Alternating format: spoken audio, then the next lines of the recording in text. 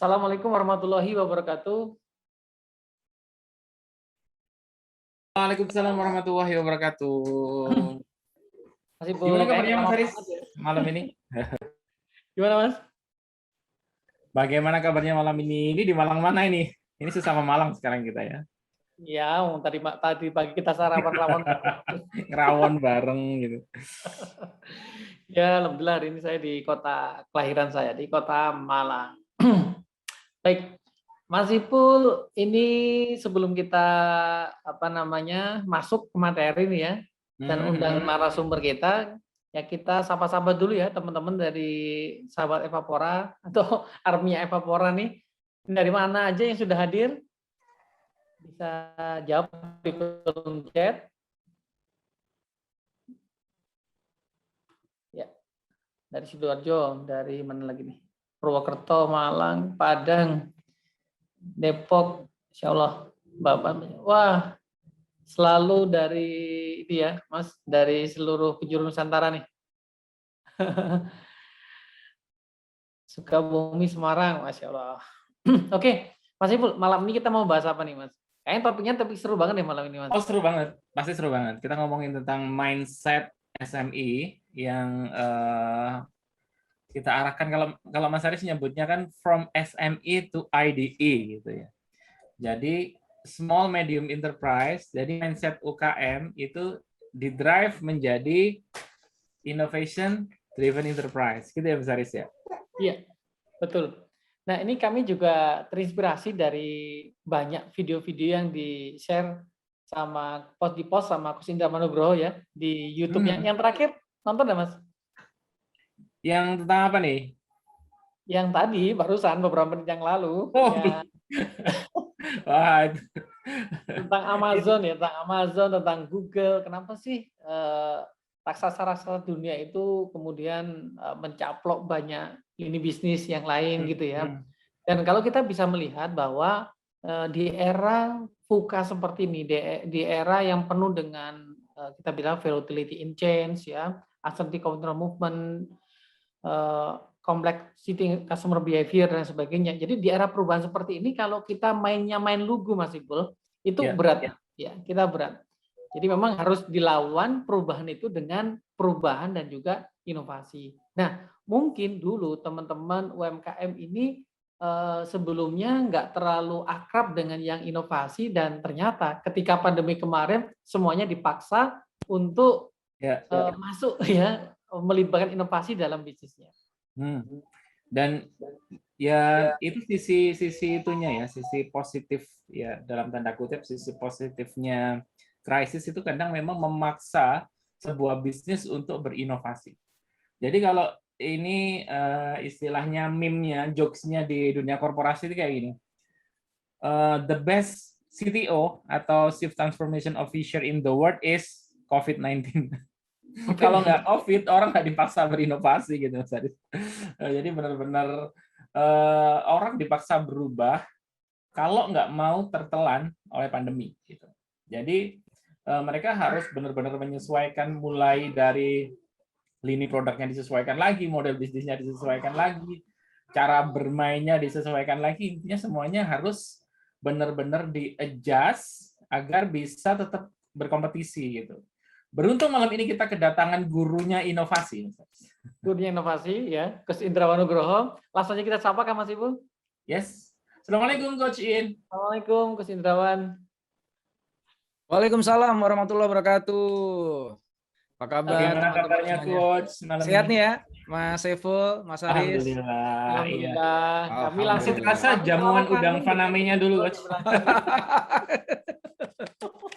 Iya. Jadi pengen balik ke sana lagi nih ya. Iya. Beberapa yang lalu kita sempat membajak ruangan ini Mas Ipul ya.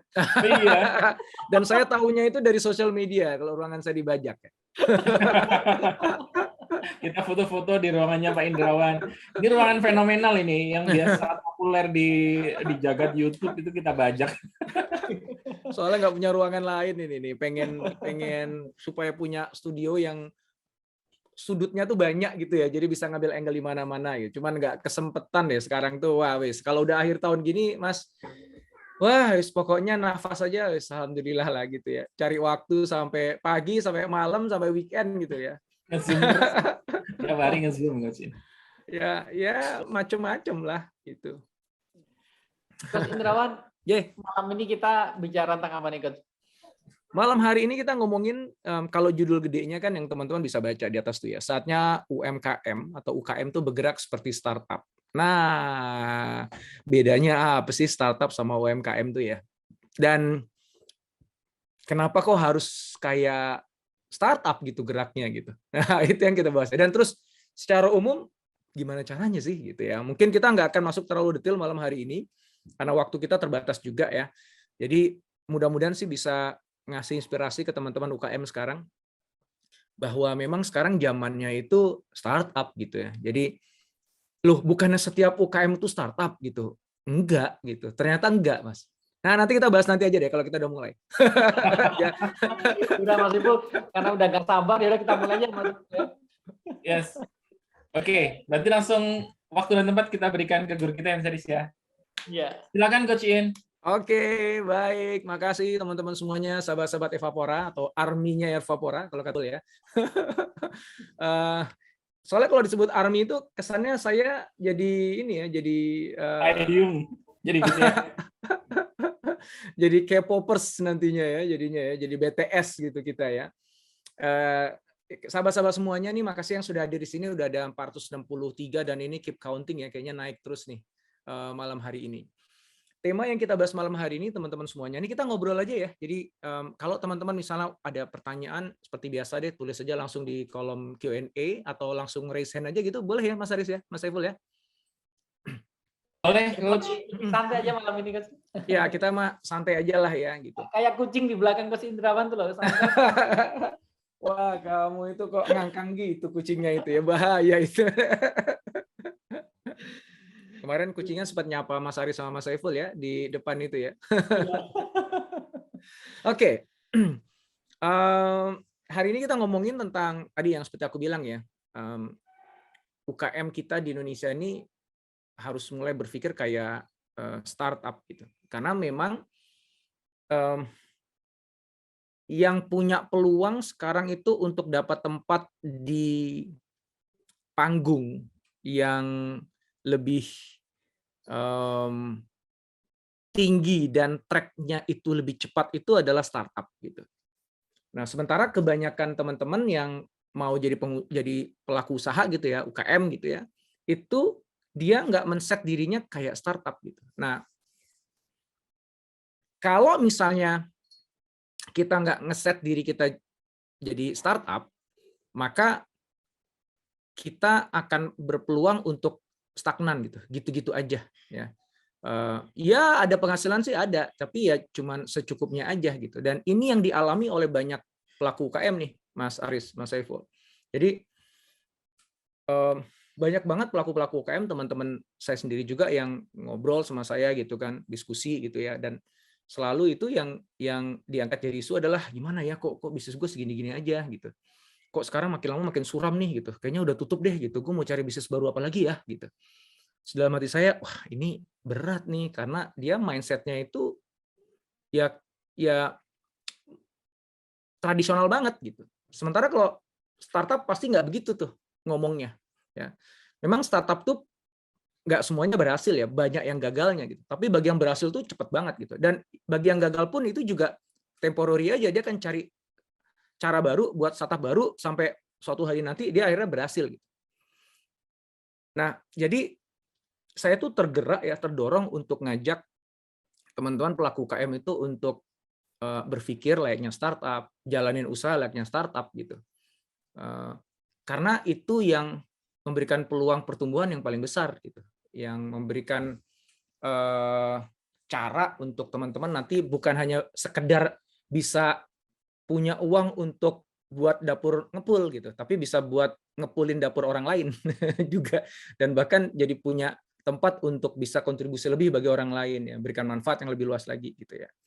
Oke, nih sekarang nih teman-teman pasti udah mulai, lah nih Mas Indra ini ngomongin UKM startup itu bedanya apa sih? Bukannya startup itu juga UKM kan, namanya startup itu kan pasti kan kecil kan, nggak mungkin startup langsung gede gitu. Kalau langsung gede bukan startup namanya gitu ya. Yaitu anaknya orang kaya dikasih perusahaan sama bapaknya gitu. Langsung gede, langsung tiba-tiba mulai udah punya karyawan 100 gitu ya. Udah disiapin produknya, udah disiapin marketnya, dia tinggal jalanin. Ya, itu jelas bukan UKM, jelas bukan startup gitu ya. Itu korporasi yang dikarbit gitu. Nah, sebagian besar dari kita kan bukan anak konglomerat, kita bukan anak sultan ya. Kita harus mulai dari bawah, ngais-ngais dulu, dan mudah-mudahan berharap nanti di atas, kan gitu kan. Dan teman-teman sahabat Evapor yang ada sekarang ini kan, saya berasumsi mayoritas adalah pelaku usaha kan, menyebut dirinya pelaku UKM, usaha kecil dan menengah. Nah, itu kalau kategorinya itu usaha kecil menengah itu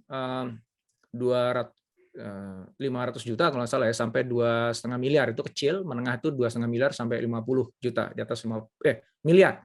Jadi 500 juta sampai 2,5 miliar itu kecil, menengah itu 2,5 miliar sampai 50 miliar. Itu paling nggak waktu pas zaman saya buat disertasi itu kayak gitu kriterianya. Mungkin sekarang udah berubah gitu ya. Yang besar tuh yang di atas 50 miliar. Jadi saya berasumsi ini teman-teman semuanya adalah pelaku usaha yang masuk kategori UKM ya, usaha kecil yang omsetnya per tahunnya antara 500 juta sampai 2,5 miliar, itu yang kecil. Yang menengah 2,5 miliar sampai 50 miliar. Dan kalau waktu pas saya melakukan riset itu ya untuk disertasi saya itu, isunya tuh begini, kalau yang mikro naik jadi kecil itu lumayan banyak, tapi begitu kecil naik ke menengah, itu makin dikit. Menengah jadi besar, dikit banget gitu. Jadi intinya adalah kebanyakan pelaku UKM itu stuck dengan ukurannya yang segitu-gitu aja. Ya, sedikit sekali pelaku UKM yang bisa nembus akhirnya jadi pemain besar gitu. Nah, itu kenapa sih? Nah, mungkin sekarang teman-teman yang lagi menyimak ini ya, sahabat Evapora juga mungkin ada yang lagi ngalamin itu ya. Coach, ini kok bisnisku kayaknya stagnan ya, segini-gini aja, nggak berkembang-berkembang. Ya cukup sih kalau cuma untuk makan doang gitu, tapi kan kita pengen lebih, kok susah ya? Gitu. Atau bahkan ada yang mulai mengeluh, wah ini kayaknya nih makin berat nih bisnis saya nih, pesaingnya makin banyak nih, nggak kayak dulu lagi, dan kayaknya sih ini bakalan saya tutup nih. Gitu. Nah kayak gitu tuh banyak tuh, apalagi begitu masuk pandemi ya itu terakselerasi gitu. Ada beberapa tentu aja pelaku UKM yang diuntungkan karena pandemi gitu ya, yang kebetulan barang dagangannya itu cocok untuk kebutuhan masa pandemi gitu ya. Nah, tapi itu kan temporer aja gitu. Nanti pandemi selesai, terus lu gimana gitu? Kayak teman-teman yang bisnis hand sanitizer waktu di awal-awal tuh, wah gitu ya. Sekarang semua orang udah buat hand sanitizer gitu. Jadinya ya udah susah lagi jualan gitu. Ada teman-teman yang jadi punya lab dadakan gitu karena dia lab bisnis untuk tes swab gitu ya, tes PCR gitu. Itu lagi kencang-kencangnya tuh di akhir tahun kemarin gitu. Tiba-tiba kan pemerintah langsung menetapkan harga maksimum sekian gitu ya. Pemainnya makin banyak gitu, dan akhirnya marginnya yang tadinya tebel gitu keuntungannya jadi makin tipis gitu. Kemudian akhirnya nanti begitu pandemi selesai ya dia bingung lagi, gue mau usaha apa lagi gitu. Dan itu diomongin sendiri sama dia gitu. Dia cerita, wah ini kalau pandeminya selesai gue pusing lagi nih, gue nggak punya duit lagi nih. Jadi lo berharap pandeminya jalan terus gitu ya, jangan lagi. Cuma dia gimana Andra gitu. Nah ini cara berpikir dan pola usaha UKM tuh banyak yang kayak gitu. Yang itu beda banget sama startup. Startup tuh nggak begitu cara berpikirnya gitu. Dan ini yang kemudian saya sengaja angkat nih malam hari ini nih, gitu ya. Saya ingin ngajak teman-teman UKM itu bergerak dari mindsetnya UKM jadi mindsetnya startup, dari cara kerjanya UKM jadi cara kerjanya startup. Mudah-mudahan akhirnya keuntungannya juga jadi kayak startup yang berhasil. Cuman nggak semua startup berhasil gitu ya, tapi ya jadi startup yang berhasil. Oke, terus oke Mas Indra, nih kakean ngomong. Bedanya apa gitu ya? Saya izin tampilkan iPad saya. Kelihatan nggak ya teman-teman ya? Yes. Oke.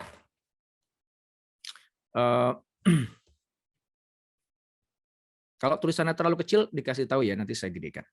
Ini saya tulis di sini, ini UKM. Kelihatan ya? UKM, di sini startup.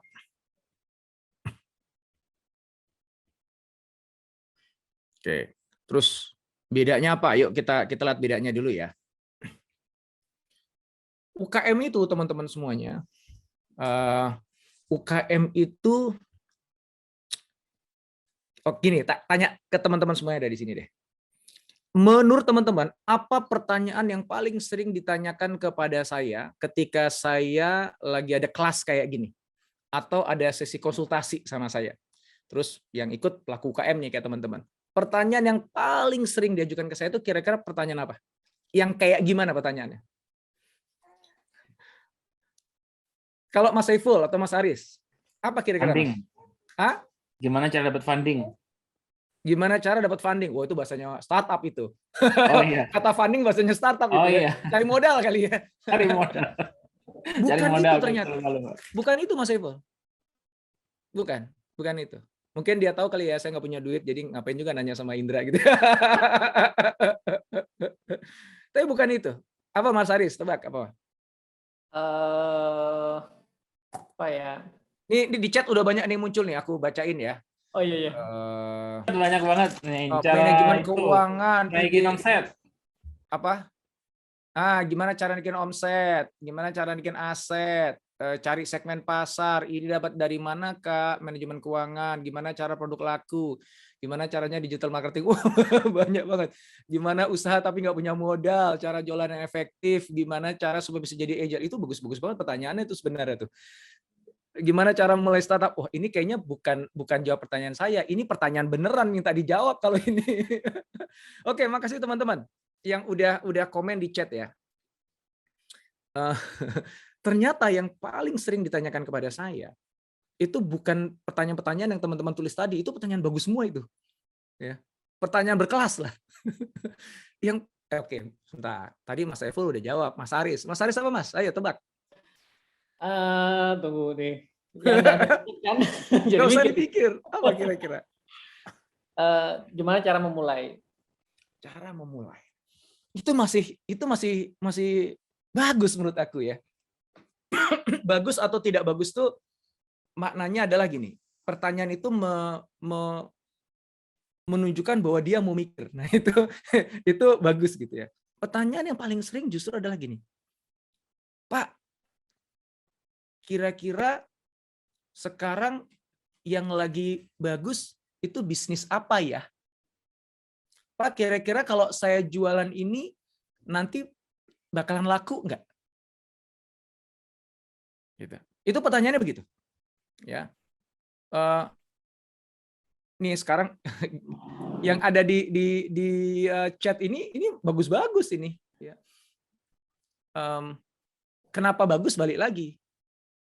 Karena itu spesifik, dia pengen cari sebuah solusi akan masalahnya dia. Gitu. Tapi pertanyaan yang saya sampaikan tadi itu pertanyaan malas sebenarnya. Daripada gue nanti mikir harus melakukan eksperimentasi, coba cari informasi, udahlah nanya aja deh sama orang yang kayaknya tahu. Pak, kira-kira kalau saya bisnis ini bakalan laku nggak? Berasa saya cenayang gitu ya, berasa saya dukun gitu. Pak, kira-kira prospek bisnis ini bagus apa enggak? Pak, kalau saya jual ini nanti kira-kira bakal sekarang ini waktunya tepat apa tidak gitu. Sebenarnya sih sah-sah aja nanya pertanyaan itu, nggak ada masalah sih gitu ya. Cuman itu menunjukkan ciri khas dari cara berpikir pelaku UKM. Kebanyakan, nggak semua pelaku UKM kayak gini nih. Ya. Kayak apa tuh? Yaitu pelaku UKM yang biasanya nih, kebanyakan pelaku UKM itu adalah yang pengen bisnis yang pasti-pasti aja. Tulis langsung gede, pasti gitu ya. Kalau aku bisnis ini kira-kira bakalan berhasil nggak? Kira-kira kalau aku nanti jualan ini bakalan laku nggak? Kira-kira yang bagus prospeknya apa ya Pak Indra ya, bisnis ya, saya lagi pengen buat bisnis nih. Gitu. Jadi nggak penting dia bisa apa nggak penting dia suka apa enggak, tapi kira-kira kalau saya lakukan ini nanti bakalan berhasil nggak? Gitu. Ini prospeknya bagus apa enggak gitu. Jadi selalu cari itu yang pasti-pasti aja. Makanya kebanyakan UKM itu copas, copy paste.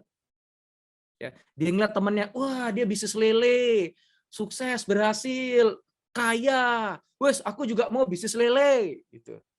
Wah, dia dagang baju. Baju apa tuh? Baju anak-anak. Wah, bagus tuh. Yang modelnya sekarang lagi kayak gini nih, yang lagi trading. Yuk, kita dagang baju gitu. Ada yang dagang, ada yang produksi sendiri, ya. Kalau dia mau ngambil margin lebih besar, ayo kita produksi sendiri aja deh, kerjasama sama Maklun. Ya, buat sendiri, kemudian dia jual, dapat margin lebih besar. Tapi ya itu, dia jualan apa, bisnis apa, dia ngeliat temannya dulu, dia ngeliat kanan kirinya dulu. Yang sekarang laku apa, ya itu yang dijalankan. Maka pertanyaannya ke saya yaitu tadi, kira-kira prospek bisnis ini bagus apa enggak gitu. Kalau dibilang bagus, habis itu nanti ada orang lain bilang, oh itu bagus. Wah, dia mantap, ini pasti berhasil. Dia akhirnya terjun di situ menggunakan formula sukses yang udah terbukti berhasil. Maka dia cari tuh teman-teman yang udah berhasil kayak gimana, ditanyain, "Iya sih caranya, kamu kok bisa berhasil?" Habis itu dicopas, di copy paste habis-habisan. Bahkan termasuk produknya dicontek habis-habisan. Gitu. Nah, itu ya ini saya ngomong yang aspek yang apa namanya, nggak semua yang saya omong ini mewakili semua UKM ya, tentu saja ya. Jadi saya memang mengeneralisir gitu. Tapi memang by nature pengen yang pasti aja gitu. Terus kalau startup kayak gimana? Startup itu justru dia bukan yang pasti, tapi eksplorasi. Startup itu gini.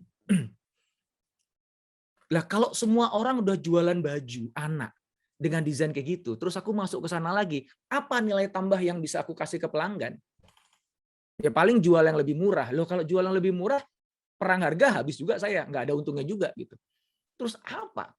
Coba kita cari yang lain, Dok. Cari peluang-peluang bisnis yang lain yuk. Kita yakin kok pasti ada sebuah masalah di luar sana yang dialami oleh sekelompok masyarakat yang saya bisa ngasih solusinya. Entah itu solusinya berupa jenis makanan tertentu, jenis pakaian tertentu, atau layanan tertentu, pasti ada. Yuk kita eksplor yuk. Jadi si startup ini nggak nyari yang pasti-pasti. Kenapa? Balik lagi, kalau kita ngambil yang pasti-pasti ini, teman-teman semuanya, ini nanti kita akan menjadi copycat ya, tukang tiru dari bisnis-bisnis yang ada di kanan kiri kita. Dan akhirnya ya kita bersaing langsung sama mereka. Akhirnya kita berdarah-darah gitu. Akhirnya ya kita cuman perang harga aja gitu. Dan ketika si bisnis yang pasti ini tiba-tiba kok mulai menurun ya penjualannya ya, gitu. Akhirnya dia bingung sendiri. Dan akhirnya satu hal yang muncul di kepalanya adalah ya sudah deh, aku tutup aja. Habis itu datang lagi ke orang yang dianggap tahu, nanya lagi, Pak, kemarin saya baru tutup bisnis saya, udah nggak bagus tuh prospeknya. Apalagi ya Pak, yang bisnisnya prospeknya bagus. Gitu. Habis itu dapat jawaban lagi, dia contek lagi yang lain gitu. Nah, dia jalanin lagi, lumayan ya, ternyata di sini agak bagus nih gitu. Tapi ya itu nggak bertahan lama. Gitu. Sampai akhirnya pemainnya di situ banyak dan era produknya dia, lainnya dia tuh ya 11-12 aja, nggak terlalu beda sama teman kanan kirinya. Ya akhirnya perang harga lagi dan akhirnya susah lagi nih bisnis kayak gini nih. Ya udah deh. Apalagi ya, tanya lagi, Pak, prospeknya bagus apa? Muter aja kayak gitu selama bertahun-tahun, belasan tahun, puluhan tahun. Ya kapan kayanya gitu. Kapan berhasilnya gitu. Ya, karena dia nyari yang pasti-pasti aja. Yang namanya sesuatu yang udah pasti berhasil, itu pasti akan banyak yang nyontek. Pasti akan banyak niru dan pasti akan jadi istilahnya lautan merah ya. Bersaingnya itu udah tinggal urusan siapa berani harga murah aja gitu. Dan kalau kita modalnya nggak gede-gede amat, kita nggak bisa produksi dengan volume yang banyak, akhirnya harga jual kita nggak dapat skala ekonominya. Ya, produksi kita nggak dapat skala ekonominya. Jadi akhirnya ya harga jual kita mahal. Atau kalaupun kita turunin harga jualnya, margin keuntungannya tipis ya. Akhirnya ujung-ujungnya ya buntung juga gitu. Nah ini yang banyak terjadi nih teman-teman. Gitu. Nah balik lagi nih, aku contohnya sekarang startup. Startup nggak gitu dia. Dia misalnya udah milih gini, gue mau bisnisnya bisnis pakaian, baju. Oke, baju untuk siapa? Untuk perempuan. Oke. Kenapa lo pilih perempuan? Karena ya kalau urusan baju itu paling banyak pembelinya perempuan lah. Oke. Berarti kalau kita lihat peluang pasar untuk perempuan baju itu gede ya. Ya, tapi kan luas banget. Lo spesifik lagi dong ke siapa? Oke, ini sekarang nih pasar middle class muslimah itu lagi naik daun ini. Ya udah kita masuk ke muslimah aja yuk. Oke. Lo mau buat baju untuk muslimah. Baju yang kayak gimana? Yang itu beda, superior, dan itu benar-benar bisa memenuhi kebutuhan si muslimah itu. Yuk kita explore, yuk kita cari tahu yuk. Yang sekarang ini tuh nggak ready di pasar. Ya otomatis sesuatu yang belum ada sebelumnya, gitu. Berarti kan belum pasti dong, gitu. Gitu. Karena yang belum ada sebelumnya dia lagi explore, dia dicari-cari nih. Nah, saya kasih contoh konkretnya. Teman-teman mungkin tahu ya, saya sering cerita ya bahwa saya dengan istri saya bisnis fashion, yang jalanin istri saya lah. Saya supporter aja bagi istri saya. Man saya ngikutin dari awal. Istri saya tuh UKM, pelaku UKM. Dia udah lebih dari 10 tahun yang lalu punya bisnis fashion. Dia punya brand sendiri, dia punya penjahit sendiri, diproduksi sendiri, gitu, dijual sendiri sama dia. Tapi mindset-nya mindset begini. Jadi dia cari apa sih yang lagi bagus di luar sana. Oh ya udah dia produksi, dikasih label mereknya dia terus dia jual. Ya lumayan sih gitu. Sampai kemudian akhirnya ya antara hidup enggan mati nggak mau gitu. Ya cukup untuk bisa bayar gaji karyawan. Tapi ya udah nggak ada sisanya gitu. Kadang-kadang malah ngerepotin gitu. Jadi akhirnya harus nombok lagi. Oke, ini ada yang nggak beres nih gitu. Yaudah deh, Bun, kita seriusin deh gitu. Tutup bisnis yang lama, kita buat bisnis yang baru. Kita dengan mindset yang baru, dengan niatan baru. Oke, akhirnya tutup yang lama buat brand baru Nina Nugroho itu. Tapi tetap aja nggak otomatis kemudian kita bisa punya mindset kayak startup gitu. Balik lagi pelaku UKM lagi gitu. Akhirnya apa yang kita lakukan? Kalau dulu nih ya, sebelum kita putuskan kita hijrah dari cara berpikir dan cara berbisnis UKM ke startup, awalnya bisnis baju muslimah tuh kayak jualan kacang goreng lah ya. Sampean tuh tinggal pergi, kalau di Jakarta ya, sampean pergi ke Tanah Abang beli baju aja ngasal aja Tanah Abang tek beli gitu ya. Terus sampean bawa barang dagangannya itu ke mall, sewa lapak di mall aja 2,5 kali 2,5 bayar sehari itu sekitar 500 sampai 750 ribu lah sehari gitu ya. Anda jual di situ, dalam semalam Anda bisa pulang bawa uang 10 sampai 12 juta rupiah. Dengan harga jual 2 kali lipat dibandingkan modal Anda beli di Tanah Abang. Justru kan untung banget toh. Jadi kalau kita bilang net profit, keuntungan bersih itu bisa 5 juta per hari. Jadi kalikan 30 aja kan udah lumayan toh. 150 juta keuntungan bersih. Itu kita alami dulu awal-awal gitu. Dan pelaku UKM yang lain juga sama begitu. Wah, ternyata baju ini lagi bagus nih gitu ya. Akhirnya dicari sumbernya, kalau nggak dia buat sendiri ya dia beli gitu ya. Kalau dia punya modal dia buat sendiri. Kalau misalnya nggak punya modal ya udah beli dulu, habis itu nanti dijual, diputar lagi uangnya gitu. Tapi gampang banget kita jualan tuh. Sampai kemudian itu tidak lagi terjadi gitu. Sampai tiba-tiba kenapa sekarang susah jualan ya? Kenapa sekarang sepi ya? Nggak kayak dulu lagi ya. Ternyata tengok kanan kiri. Sebelah gue kanan kiri gue jual baju yang nggak terlalu jauh beda dengan baju yang gue jual gitu. Dan kalau dulu pamerannya ya, interupsi dikit. Biasanya kalau pas share screen ada wajahnya ikut muncul di buletan. Iya, mukanya nggak keluar ini. Nggak tahu kenapa ini. Siap. Saya gini aja deh. Nah, nanti saya balik lagi ya. Oh iya. Ya. Nah, saya tengok kanan kiri juga jualannya sama gitu. Dan kalau di mall itu satu atrium tuh, loh kok semuanya jualan baju musim yang sama gitu. Ternyata pemainnya makin banyak dan makin 11-12, akhirnya ya cuman main harga aja gitu. Dan kita kan nggak mau sebenarnya main di harga gitu. Terus makin lama kita ngelihat di mall yang sama tempat kita pameran, di depannya ternyata Zara jual baju mirip-mirip, Uniqlo mirip-mirip, ini mirip-mirip dengan mereknya dia yang udah terkenal. Lah, ya udah habis babak belur. Habis itu kita berhenti pameran lagi. Habis itu kita nggak making money sama sekali gitu. Nah, itu tuh kejadian sampai akhirnya ini ada yang salah nih dengan kita. Nih kita nggak boleh begini nih gitu. Sebagian lagi ada yang nyari tren berikutnya. Oh, sekarang trennya itu tren baju abaya. Yo abaya, semuanya abaya gitu kan. Yang pertama kali aja itu yang untung tuh ngambil abaya, dapat tradingnya, dapat untung. Habis itu lama kemudian juga hilang lagi, bukan hilang trennya, hilang lagi marginnya karena semua orang jadi jualan abaya gitu kan. Sampai akhirnya perang harga, sampai akhirnya tipis marginnya. Sekali lagi capek banget gue bisnis begini ya gitu. Lelah gitu. Dan aku ngebayangin ya teman-teman pelaku UKM kalau melakukan itu udah belasan tahun gitu ya. Ya susah kan untuk bertumbuhnya kan gitu. Nah, akhirnya ya itu tadi saya bilang, yuk kita tutup deh. Yang lama kita buat yang baru gitu. Yuk kita coba pakai berpikir cara startup gitu. Habis itu kita langsung melakukan pertanyaan tadi, oke kita mau menyasar yang mana nih, kepada siapa nih gitu. Sampai kemudian akhirnya kita sepakati nih, Itu ceritanya masih panjang lah ya. Intinya kita eksplorasi, kita ketemu sebuah market baru yang kita benar-benar sangat nyaman main di situ karena kita punya kekuatan di situ, kita memahami marketnya dengan sangat baik dan sesuai dengan idealismenya kita, misinya kita, dan dari situ kita lakukan beragam eksperimentasi. Nah, ini kata kunci berikutnya. Ya, dia melakukan eksperimentasi dalam rangka learning, belajar. Learning. Kok hilang? Oh, berarti harus pakai bahasa Indonesia nih, belajar. Jadi kalau startup itu tujuannya dia itu belajar dulu. Dia lebih mementingkan belajar. Kalau UKM itu uang cepat. Jadi apa yang bisa aku lakukan supaya aku bisa dapat uang secara cepat, gitu. Nah kalau startup itu belajar.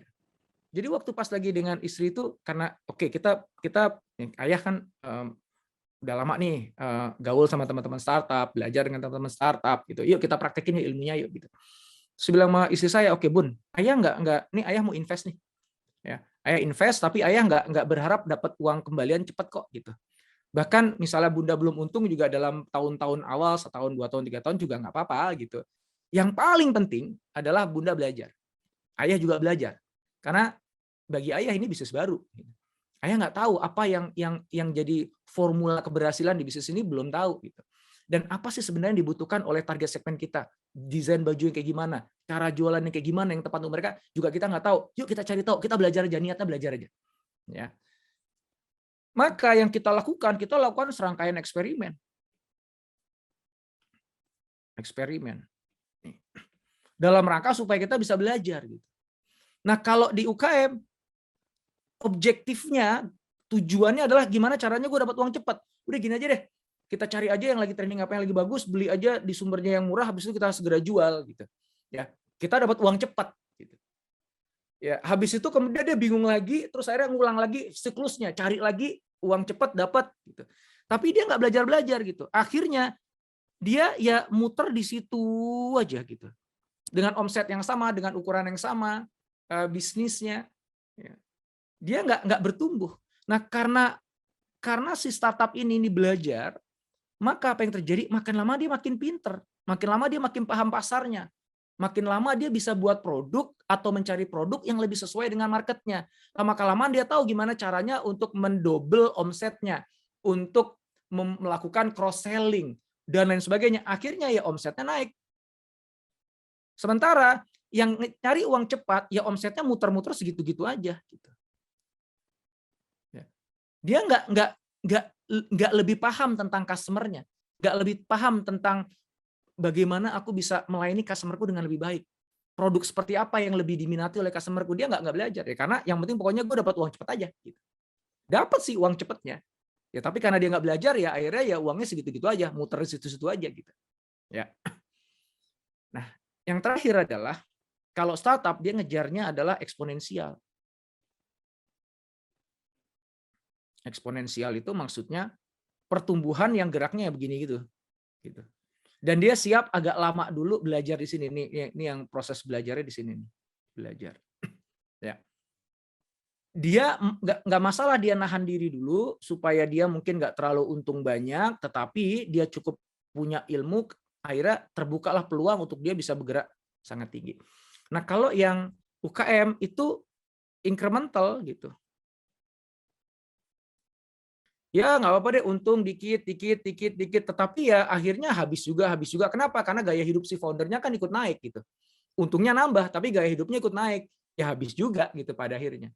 Sehingga ya dia cenderungnya gini atau enggak bahkan flat gitu bisnisnya. Ya. Nah, maka saya ingin ngajak teman-teman semuanya untuk supaya UKM-nya bisa naik kelas, yuk mulai sekarang gunakan pendekatan cara berpikirnya startup. Ya, kayak gimana sih?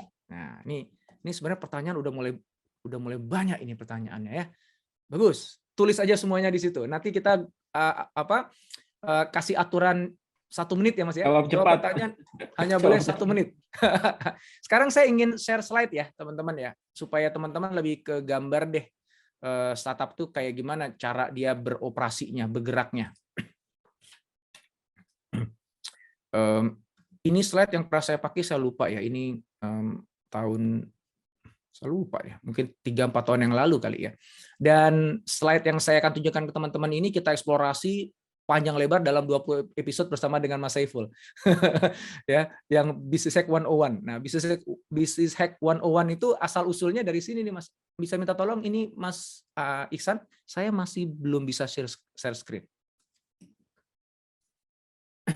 Saya mau share screen, belum bisa. Yes, sudah bisa sekarang. Nah, mudah-mudahan kelihatan ya teman-teman ya. Nah, startup itu menyadari 3 hal ini. Pertama adalah memilih bisnis apa, itu penting banget. Ya, jadi saya ingin terjun di bisnis apa, itu penting banget.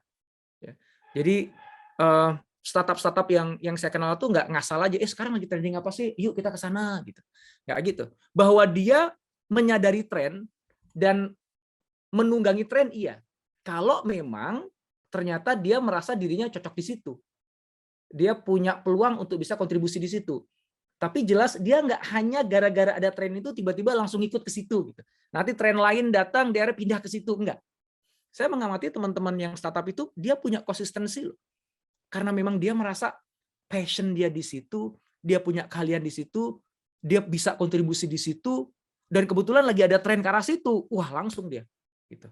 Dia jarang banget tuh pindah-pindah tuh. Biasanya nunggu startupnya jadi bagus baru dia pindah gitu. Biasanya dia itu ada dalam satu industri yang sama atau dalam satu bidang yang sama. Bisa jadi dia punya beberapa startup ya, tapi bidangnya nggak terlalu jauh gitu. Nah, itu yang pertama. Jadi dari sisi milih bisnisnya itu aja udah beda. Kemudian yang kedua adalah dia sadar betul bahwa pada akhirnya bisnisnya ini nanti hanya akan bisa bertumbuh ketika dia bisa menciptakan nilai, create value yang paling bawah itu. Caranya dengan gimana? Dengan melakukan inovasi. Jadi kalau saya cuma sekedar, sekarang lagi laku abaya, saya beli abaya, saya jual abaya. Abayanya udah nggak laku lagi. Ya udah deh, apalagi yang laku sekarang ya. Sekarang outer, ya udah beli outer, dijual lagi. Apakah orang yang dagang, kalau saya ceritakan tadi kan dagang itu berarti nggak inovatif. Lah kalau cara dagang lu gitu ya lo nggak inovatif gitu. Apakah dagang itu bukan startup? Yang namanya Tokopedia itu kan dagang, namanya Bukalapak itu kan dagang. Berarti dagangnya harus online, nggak harus online.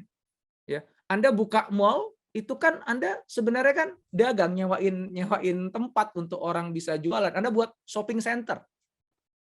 Ya, Anda buat shopping center ya yang kayak Ramayana gitu. Itu kan sebenarnya kan juga dagang kan, fisik ya. Jadi kalau Matahari itu kan fisik, ada lagi mataharimall.com. Nah, itu yang online-nya. Sama-sama dagang kan gitu. Anda Giant itu kan dagang. Supermarket itu kan dagang kan. Itu kan barang bukan punya dia itu. Alfamart dagang. Tapi mereka nggak ngasal dagangnya. Dagangnya mereka pakai inovasi. Bukan cuma sekedar milih produk apa yang aku akan jual, bukan gitu. Tapi dia mikir, aku sourcing-nya kemana? Dapetin suppliernya gimana? Ngelola suppliernya kayak gimana? Gimana aku bisa menjangkau customerku? Gimana strategi harganya? Gimana aku bisa ngebundling produknya supaya nanti aku bisa lakukan cross selling dan akhirnya menguntungkan. Gimana caranya supaya aku bisa menekan harga semurah mungkin sehingga aku bisa bersaing dengan yang lain. Itu semuanya adalah value. Ketika misalnya aku mendingan aku belanja ke supermarket A aja deh, bukan supermarket B. Kenapa? Karena supermarket A ini dia harganya selalu paling murah dibandingkan si B. Itu kan value. Ya, dia bisa menemukan cara untuk menekan harga sehingga penghematan biaya itu kan value, nilai bagi saya kan. Nah, itu kan inovasi. Dia bisa melakukan inovasi yang membuat harganya dia lebih murah dibandingkan yang lain gitu. Padahal sama-sama jual sampo yang sama antara toko A dengan toko B. Tapi kok bisa lebih murah? Itu pasti ada caranya itu. Kenapa gue nggak bisa jual dengan harga lebih murah ya? Nah, dia melakukan inovasi di situ. Gitu. Ya.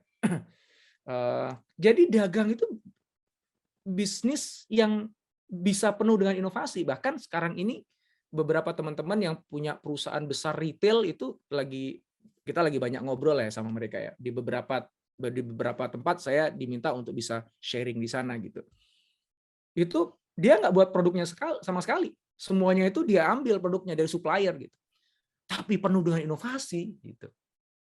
Itu ya. Jadi itu dia mikirnya, dia nggak cuma sekedar sekedar ikut-ikutan, cari yang bagus, cari yang lagi trending, dia beli lagi, dia jual sampai nunggu kemudian trennya habis, dia cari apa lagi, lelah gitu. Ya makanya era segitu-gitu aja bisnisnya gitu. Naik, turun, naik lagi, turun lagi, ngikutin tren aja. Begitu pas dia udah lelah ya akhirnya dia kelewat tuh trennya, ya era buntung gitu ya. Oke, innovation. Yang ketiga itu marketing. Marketing itu akhirnya menjual value-nya. Kalau kita bisa membuat sebuah produk atau layanan yang itu bagus banget, yang itu nilainya tinggi, tapi kita nggak bisa meyakinkan orang lain untuk mencoba produk itu, membeli produk itu, ya nggak akan dibeli juga kan. Dan si startup ini cara marketingnya itu ya nggak cuma sekedar dia buka lapak berharap kemudian ada orang datang dan beli gitu. Nggak sekedar dia hanya sekedar posting di sosial media sekali dua kali berharap kemudian besok tokonya laku gitu. Nyebar-nyebar brosur tokonya laku, enggak. Itu dia mikir banget, buat strategi banget, ada ukuran-ukurannya gitu. Ya. Nah, ini yang aku maksud, yuk teman-teman semuanya, kita berubah dari cara berpikir UKM yang sangat sederhana, yang tarik yang pasti-pasti aja, padahal kepastian itu pada saat ini adalah semu. Karena di zaman yang sekarang ini nggak ada yang pasti. Bahkan ketika misalnya ada tokoh bisnis mengatakan, wah ini lagi bagus prospeknya nih gitu. Hanya karena itu prospeknya bagus, belum tentu Anda berhasil di situ. Kenapa? Karena yang main di situ kan banyak juga gitu. Nah, kalau cara berpikir Anda sesederhana, apa sih bisnis prospek bagus, aku ingin buka deh. Kalau saya buat ini kira-kira nanti bakalan laku nggak ya gitu. Dan dia ya begitu aja gitu. Jadi malas untuk mikir bener-bener nyari apa sih sebenarnya nih yang bisa aku buat, yang bisa aku jual. Nah, itu berat.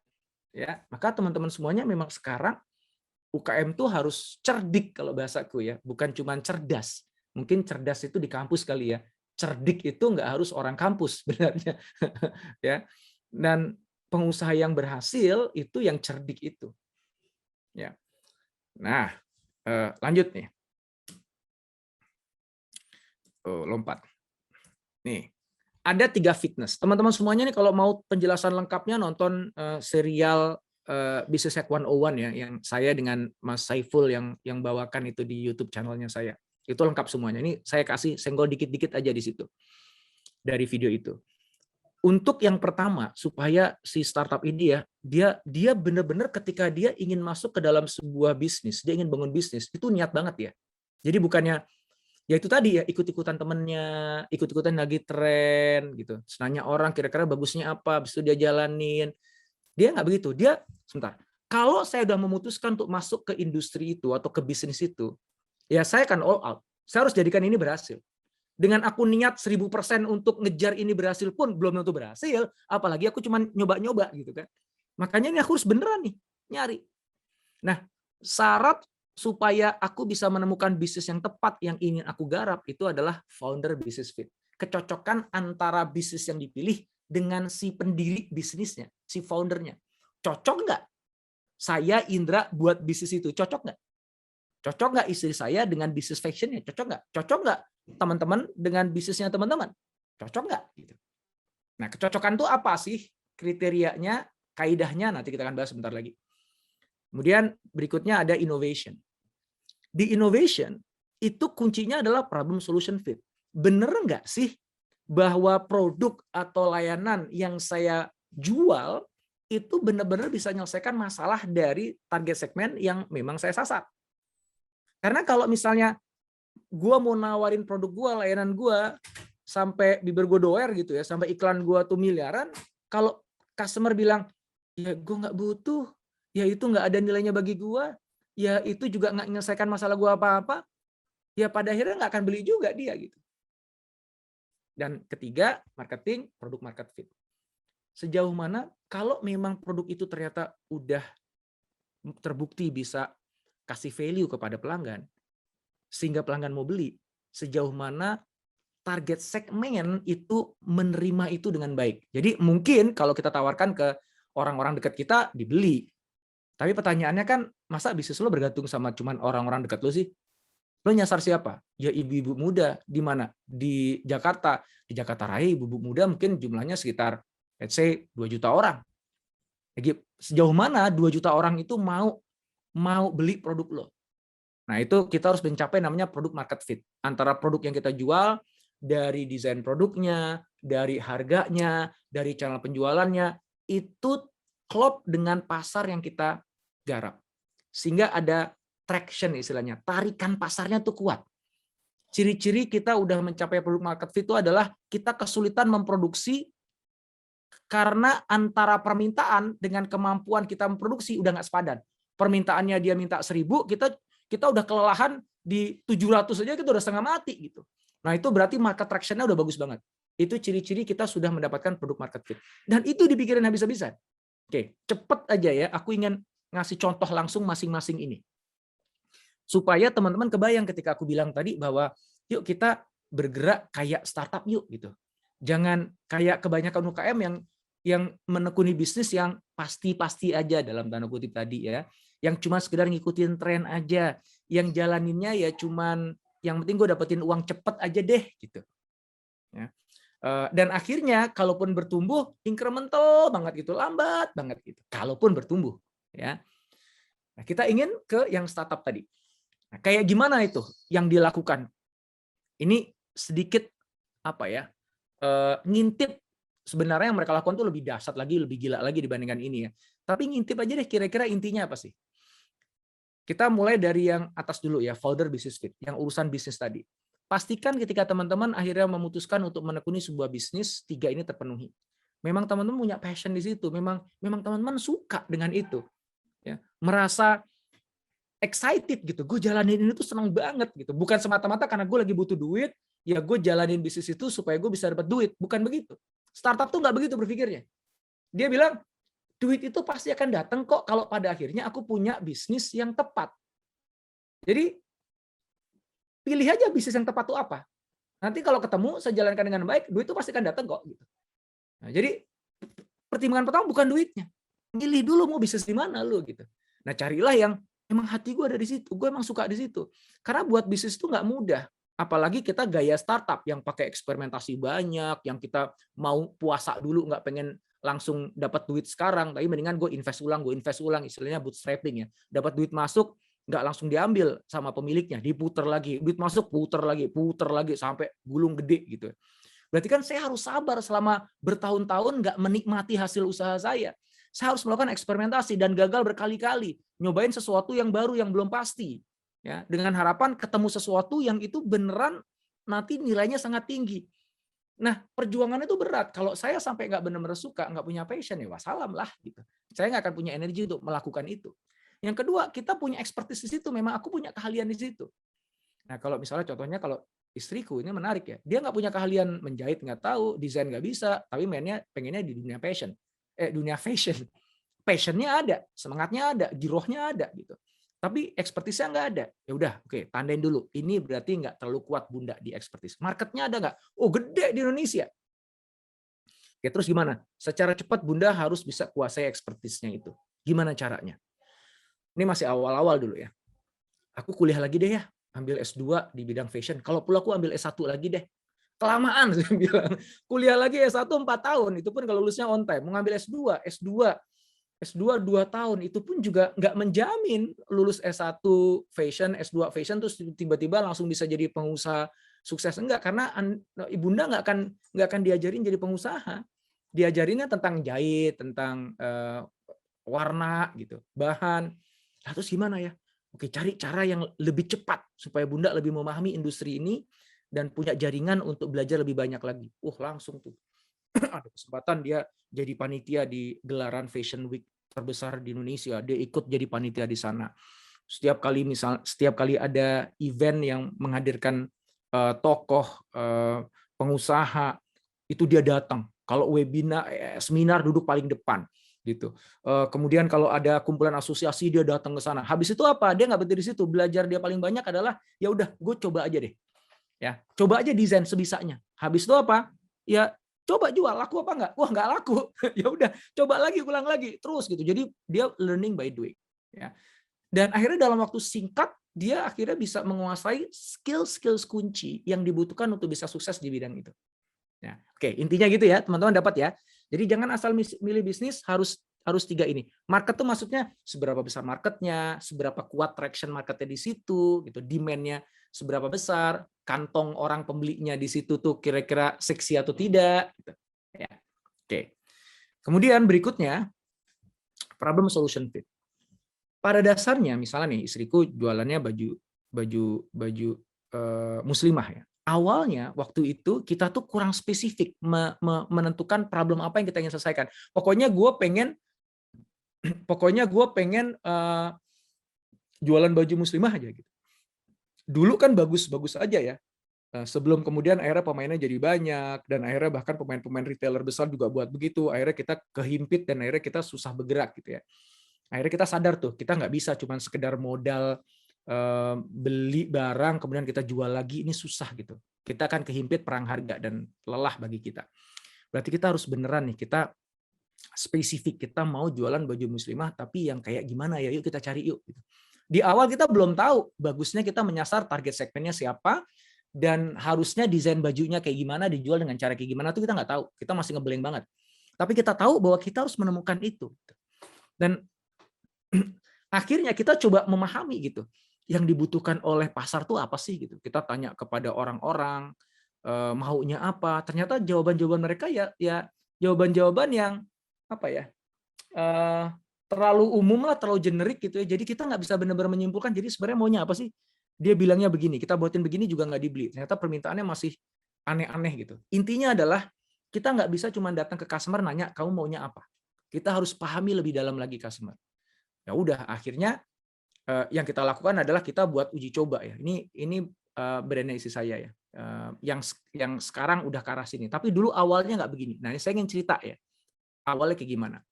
Sebelum sampai ke sana, saya mau kasih pertanyaan dulu ke teman-teman semuanya nih. Ini jadi gini. Dulu itu cara kita untuk menemukan sebenarnya customer itu yang dibutuhkan apa sih? Ya. Karena kalau kita nanya ke mereka nggak bisa jawab mereka tuh. Ya. Mereka bingung mengartikulasikan masalahnya tuh apa tuh bingung gitu. Akhirnya caranya ya udah kita coba semaksimal mungkin menyerap apa sih sebenarnya yang mereka cari, mereka butuhkan gitu. Ini kita baju kerja ya. Jadi kita akhirnya pada saat ini kita udah ketemu target segmen kita adalah wanita muslimah profesional. Dan kita ingin jual baju kerja, produksi dan jual baju kerja. Itu udah ketemu target segmennya dan kategori produknya udah ada. Tapi kita tetap masih belum tahu baju kerja kayak gimana sih yang itu diminati oleh mereka. Yang itu dianggap bisa memenuhi kebutuhan mereka, menyelesaikan masalah mereka, dan mereka dapat value yang tinggi di situ. Akhirnya kita lakukan serangkaian eksperimen. Jadi waktu itu kita tuh buat baju itu nggak banyak. Dikit-dikit aja dulu, keluarin dulu. Kita pengen tahu kalau misalnya kita keluarin baju yang ini dengan yang ini lakunya yang mana. Keluarin lagi ini dengan ini bajunya lakunya yang mana. Jadi kita lakukan serangkaian A/B testing gitu istilahnya ya. Nah, sekarang aku mau kasih pertanyaan ke teman-teman semuanya. Udah lihat gambar ini ya? Ini kita produksi terbatas, kita posting di Instagram dengan rincian yang ada di sini. Tuh, harganya dan sebagainya ya. Untuk blazernya 479, kemudian itu blazernya doang ya, 479. Dalemannya, roknya gitu. Ini sebenarnya kalau dari sisi harga nggak terlalu mahal, apalagi kalau dibandingkan dengan harganya sekarang. Yang sekarang harga kita tuh udah 2 kali lipat dibandingkan waktu 3-4 tahun yang lalu harga jual kita. Dan lebih laku dibandingkan sebelumnya. Teman-teman perhatikan yang saya kasih kotak kuning itu tuh. Ketika ini diposting, yang me-like itu 2096. Yang kedua nih, ini kita posting juga dengan waktu yang sama, yang nge-like 909. Ya. Nah, menurut teman-teman semuanya, mana yang lebih laku? Yang atas apa yang bawah? Coba aku pengen lihat chatnya. Ada nggak? Yang mana yang lebih laku? Yang atas apa yang bawah? Atas katanya. Bawah. Atas, bawah, atas, bawah. Banyak banget nih. Oke, atas, bawah. Banyakan yang mana nih ya?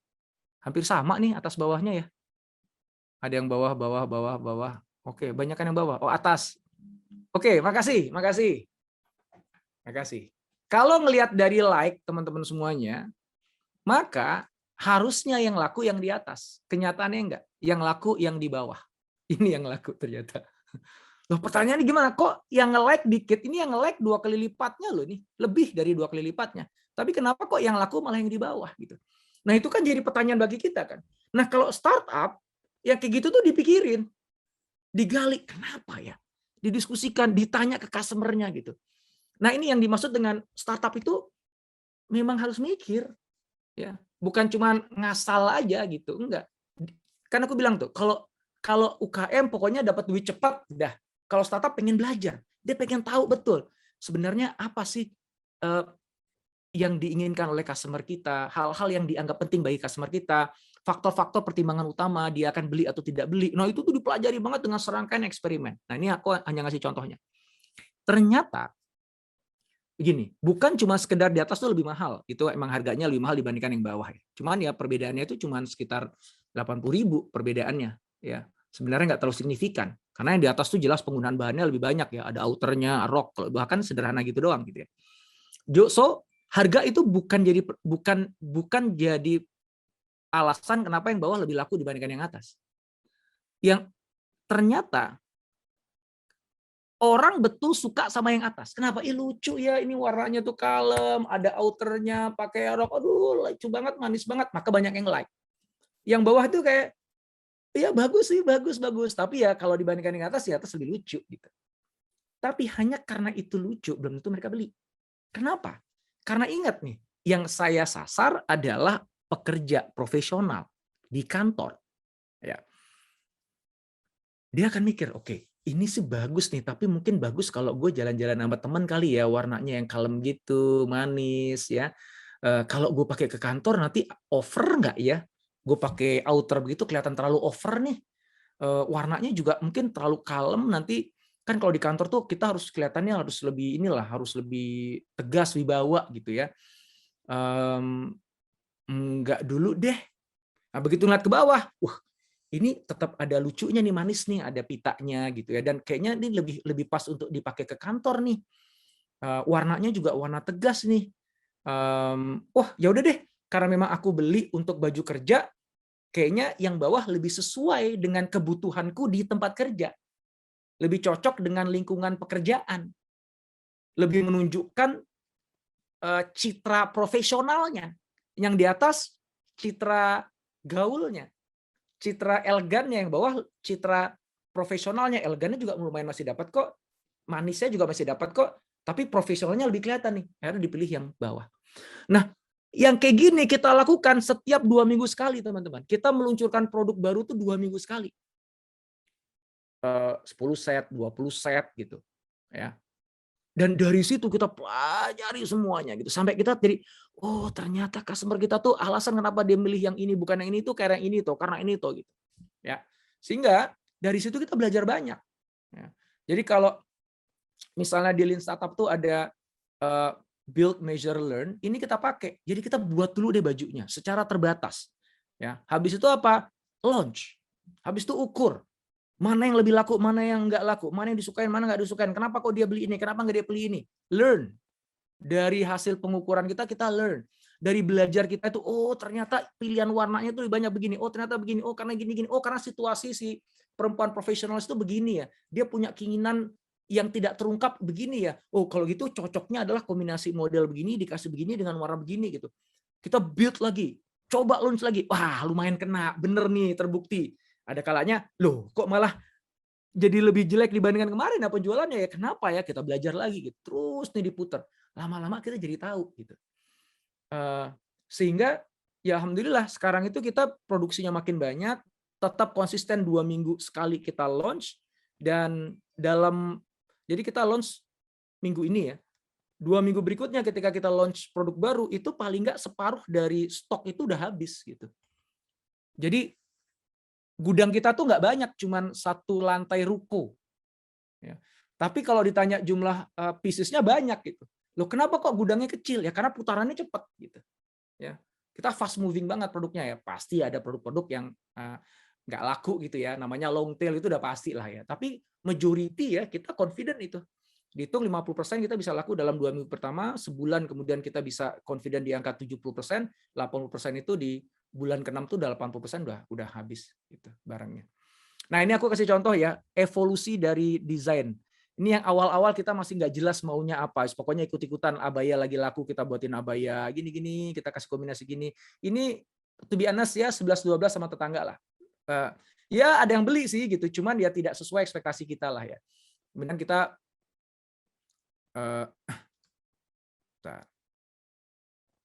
buat yang ini. Yuk sekarang kayaknya baju pesta aja kita coba baju pesta ya, dibuat begini dengan kunikannya. Oke, lumayan. Ini sekarang nih produk yang saya tunjukin udah habis nih. Jadi kita nggak ada produk yang kita buang, kita nggak ada produk yang kita taruh di factory outlet dengan harga murah, nggak ada ya. Semua di sini akhirnya habis juga sih gitu. Cuma lama banget. Padahal pengennya kita tuh 2 minggu, harusnya tuh separuh udah habis, 2 minggu separuhnya habis. Ini termasuk yang slow moving gitu.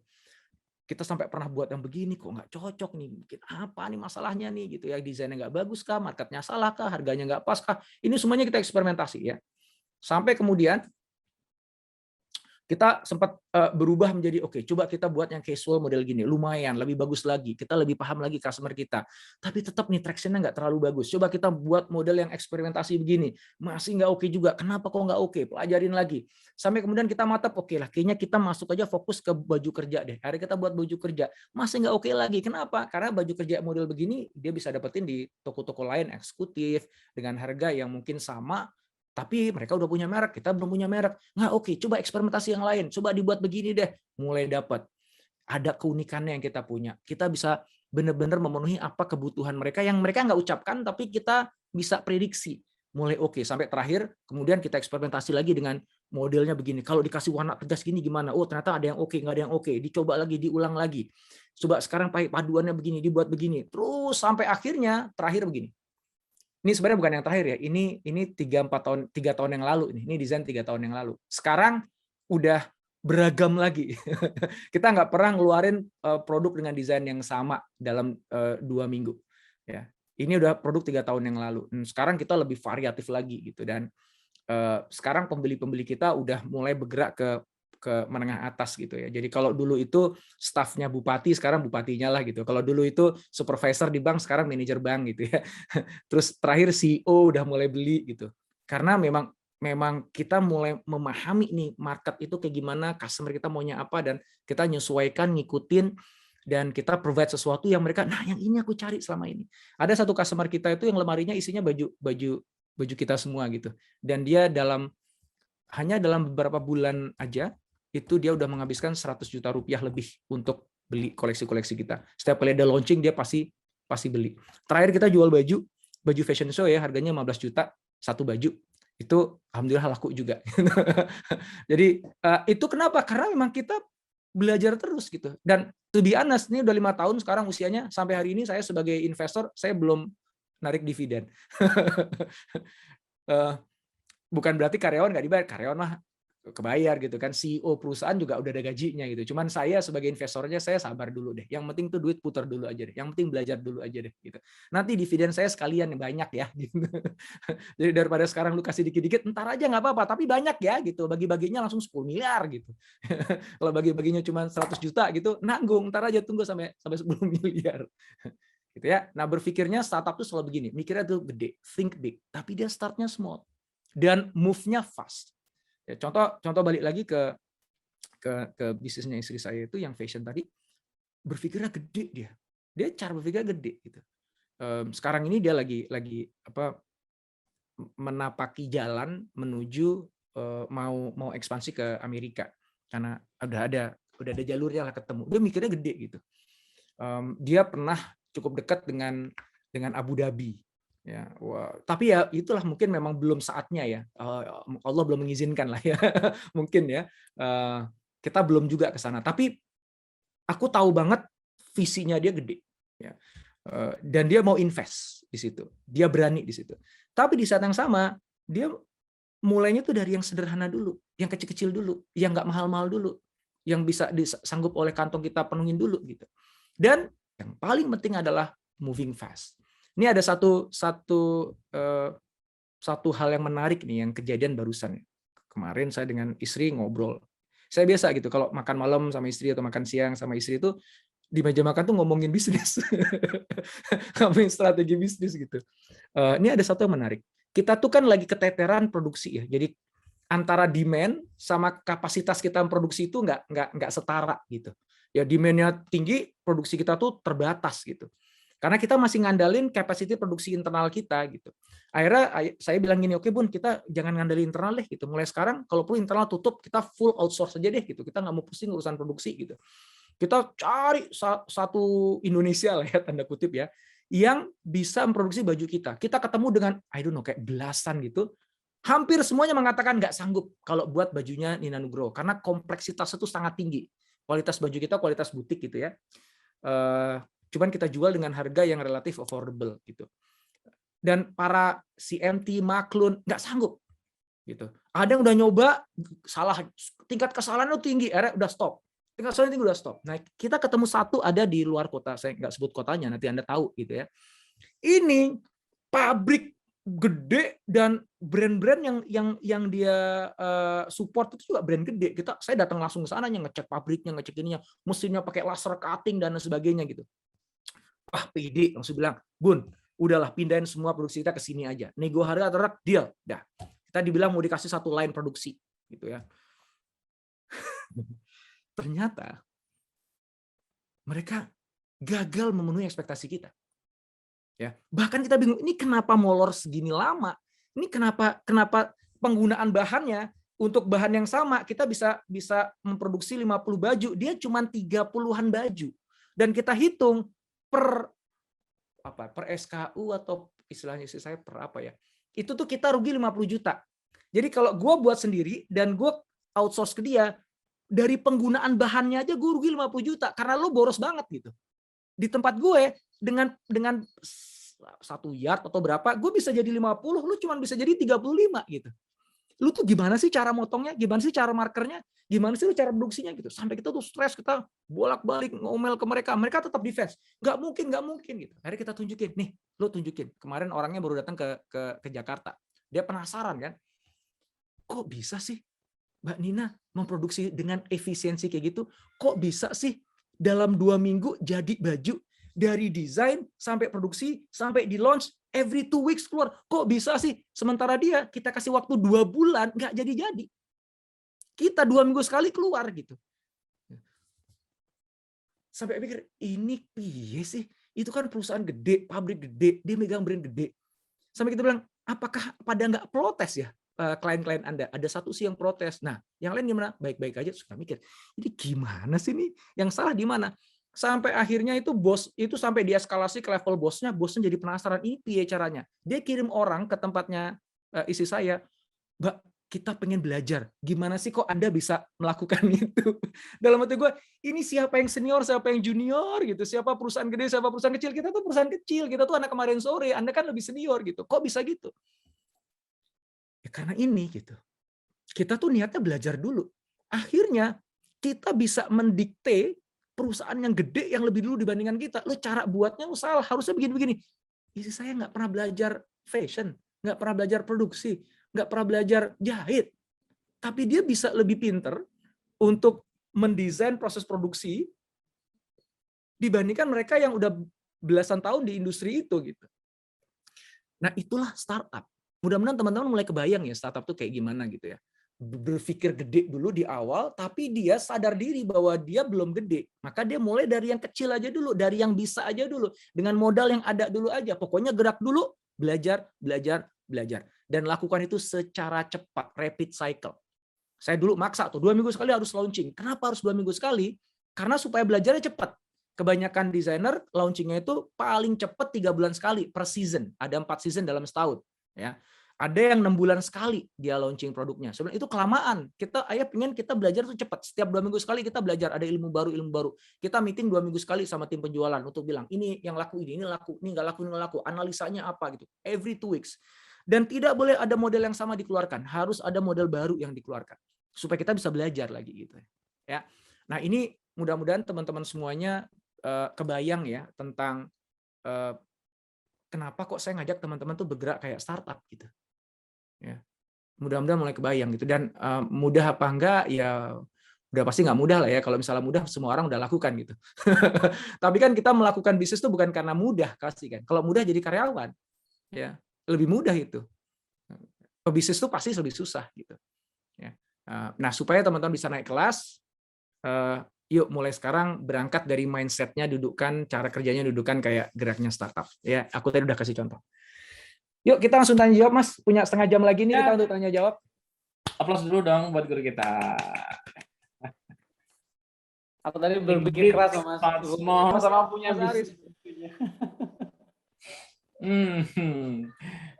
Great doing. Banyak banget pertanyaan Mas Haris. Keren, Mas Ibu. Iya. Jadi memang kalau tadi ya, Coach Indrawan menyampaikan bahwa kalau UMKM itu cash yang dikejar dulu, terus kepastian dan sebagainya, ya mainstream lah ya, itu semua bisnis melakukan hal seperti itu, bayangan kita. Tapi tadi ketika kemudian ada proses belajar, ada proses eksperimen, terus kemudian berpikir lebih daripada yang biasanya, ada indikasi-indikasi apapun kemudian dipikirkan. Nah, ini menarik sekali Mas Ibu buat teman-teman UMKM. Jadi kalau kita bicara startup itu kan langsung pikirnya bakar-bakar duit gitu ya. Saya rasa nggak seperti itu gitu ya. Kan kalau kita bicara startup bakar duit, enggak juga ternyata ya. Jadi ternyata intinya adalah cara bermainnya Mas Ibu. Mindset. Iya. Tadi kan disampaikan Coach Indrawan juga ya. Perusahaan bahkan yang bisa dibilang anak kemarin sore itu bisa mendikte mereka yang modalnya lebih besar, bermain lebih lama gitu. Selama kita memang memiliki cara berpikir, cara bermain seperti startup. Keren Mas Haris. Cuman bayangkan ini, ribuan member Evapora itu bisa bergerak seperti startup itu. Wah, mantap itu. Mantap banget. Keren. Ayo kita mulai hunting pertanyaan Mas Haris.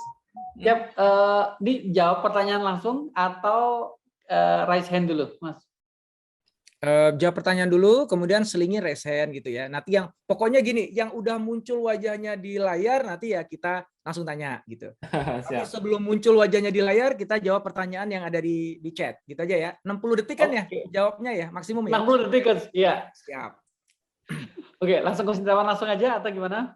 Dipilihin aja sama Mas Haris, mana yang mau dijawab, sampean bacain. Mas Ibu.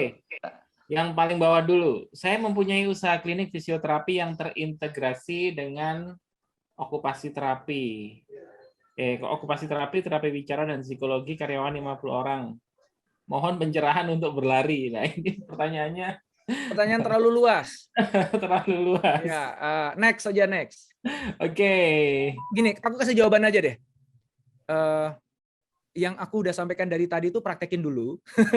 Kalau masih nggak puas ilmunya, ke Business Hack 101 serial 20 video saya dengan Mas Saiful, itu juga pelajari dulu. Ya, habis itu jalanin dulu, habis itu nanti datang lagi ke saya dengan pertanyaan lebih spesifik ya, supaya saya bisa jawab. Kalau itu saya nggak bisa jawab soalnya. Iya. Ya. Harus spesifik. Oke, Mas. Kalau saya kendalanya SDM yang belum tepat, sharing gonta-ganti dan kurangnya modal, padahal permintaan orderan sudah mulai banyak. Sudah kirim ke Hong Kong, Singapura, dan Malaysia. Ini pertanyaan dari Eko Pusbiantari. Pertanyaannya nggak ada. Mohon pencerahan apa? Pertanyaannya nggak ada. Ya udah, next. Saya doakan supaya semakin sukses dan dapat SDM. Ini Pak mau tanya, dalam mengembangkan produk digital di tahap awal, bagaimana strategi yang efektif untuk melakukan akuisisi user dengan masif? Untuk setidaknya jadi banyak yang nyobain aplikasinya dan semoga sih nyaman dan akhirnya keterusan pakai jadi user aktif yang mendatangkan traffic positif. Itu pertanyaannya, gimana caranya? Oke. Pertama-tama teman-teman harus pastikan problem solution fit-nya dulu. Ya. Caranya gimana? Lakukan banyak-banyak user testing dulu. Bener nggak sih app yang teman-teman buat, digital applications tadi, itu benar-benar menyasar pada problem yang tepat. Kalau memang ternyata menyasar pada problem yang tepat, artinya memang banyak orang yang punya masalah itu dan belum dapat solusinya, kemudian kasih dia aplikasi teman-teman semuanya.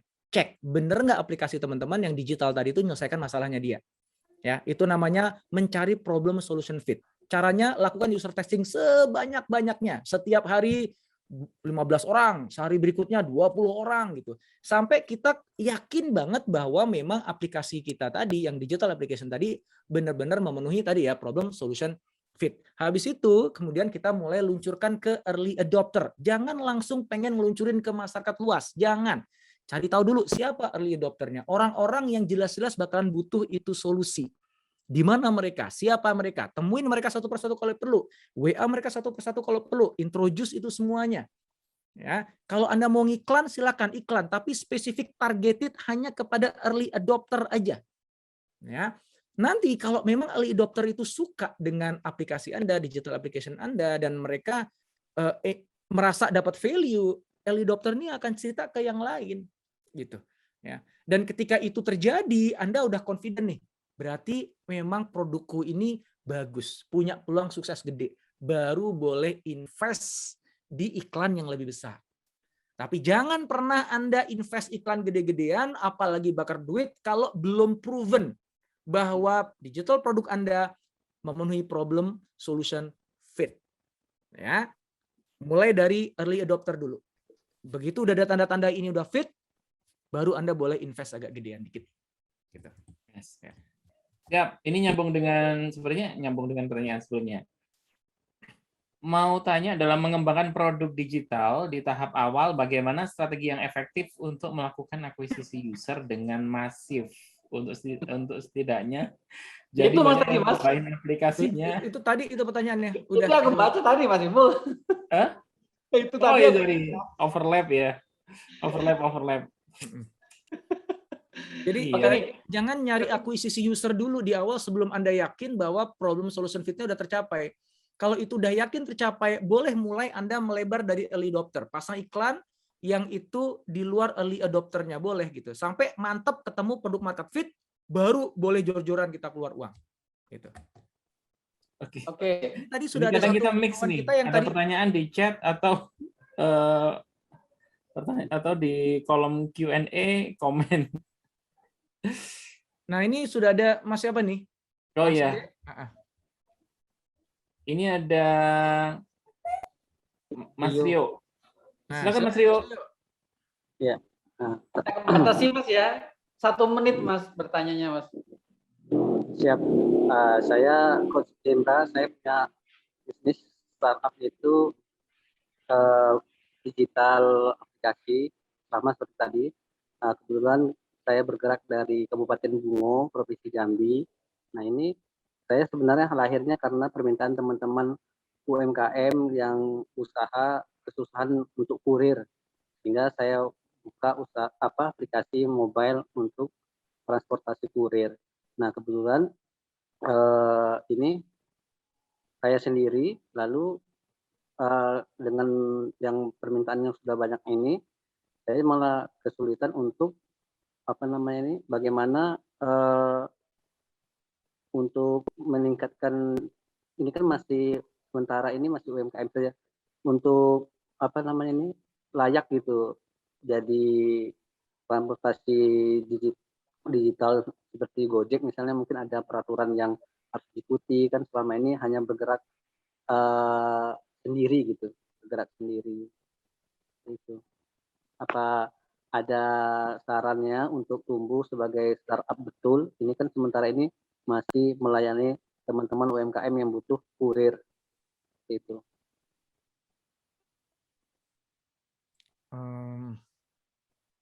Ada pertanyaan yang lebih spesifikkah yang ditanyakan? Selama ini yang handle Mas Rio sendiri atau? Ya, sendiri. Oh, jadi ada order kurir dari banyak UMKM, sementara di handle sama Mas Rio sendiri? Iya, saya sendiri. Inginnya mengembangkan untuk menjadi startup. Mungkin gimana dijadiin bisnis gitu ya? Iya, betul. Enggak, bukan itu tadi kayaknya sih. Apa? Pertanyaan apa Mas? Mohon maaf, saya ini karena kan kalau mau bermain di aplikasi digital seperti misal contoh ini akan mengarah seperti GoSendnya Gojek kan, kurirnya gitu kan. Nah ini kan butuh semacam apa gitu, startup harus punya undang-undang untuk ya layak ini untuk Oh, oke. transportasi gitu atau gimana? Menurut saya. Karena kan Jadi di bidang transportasi. Ya kalau undang-undang sih nggak ada ya, apalagi kalau cuman kurir ya. Kecuali masuk ke keuangan gitu ya, itu pasti nanti akan ada aturan OJK kan. Tapi kalau kurir kan nggak ada. Dan kenapa harus pengen buat ngalahin Gojek atau Gosen, nggak akan menang, udah pasti kalahnya ngelawan raksasa itu. Jadi pemain lokal aja tapi dicintai, dan makin lama nanti pindah ke lokal-lokal yang lain gitu. Justru cari kekuatan yang Gosen nggak bisa. Jadi kalau di kampung saya Pak, Gosen itu susah Pak, berat Pak. Cuman saya yang bisa. Nah itu malah ada peluang. Selama bisnis model maupun layanannya itu mirip dengan Gojek dan dengan Gojek lah ya. Dan Gojek juga ada di kampung Anda, berat itu. Anda kan habis dilahap sama si Gojeknya. Jadi justru Anda harus menyamping. Jangan melawan head to head dengan mereka. Cari area yang mereka nggak mainkan.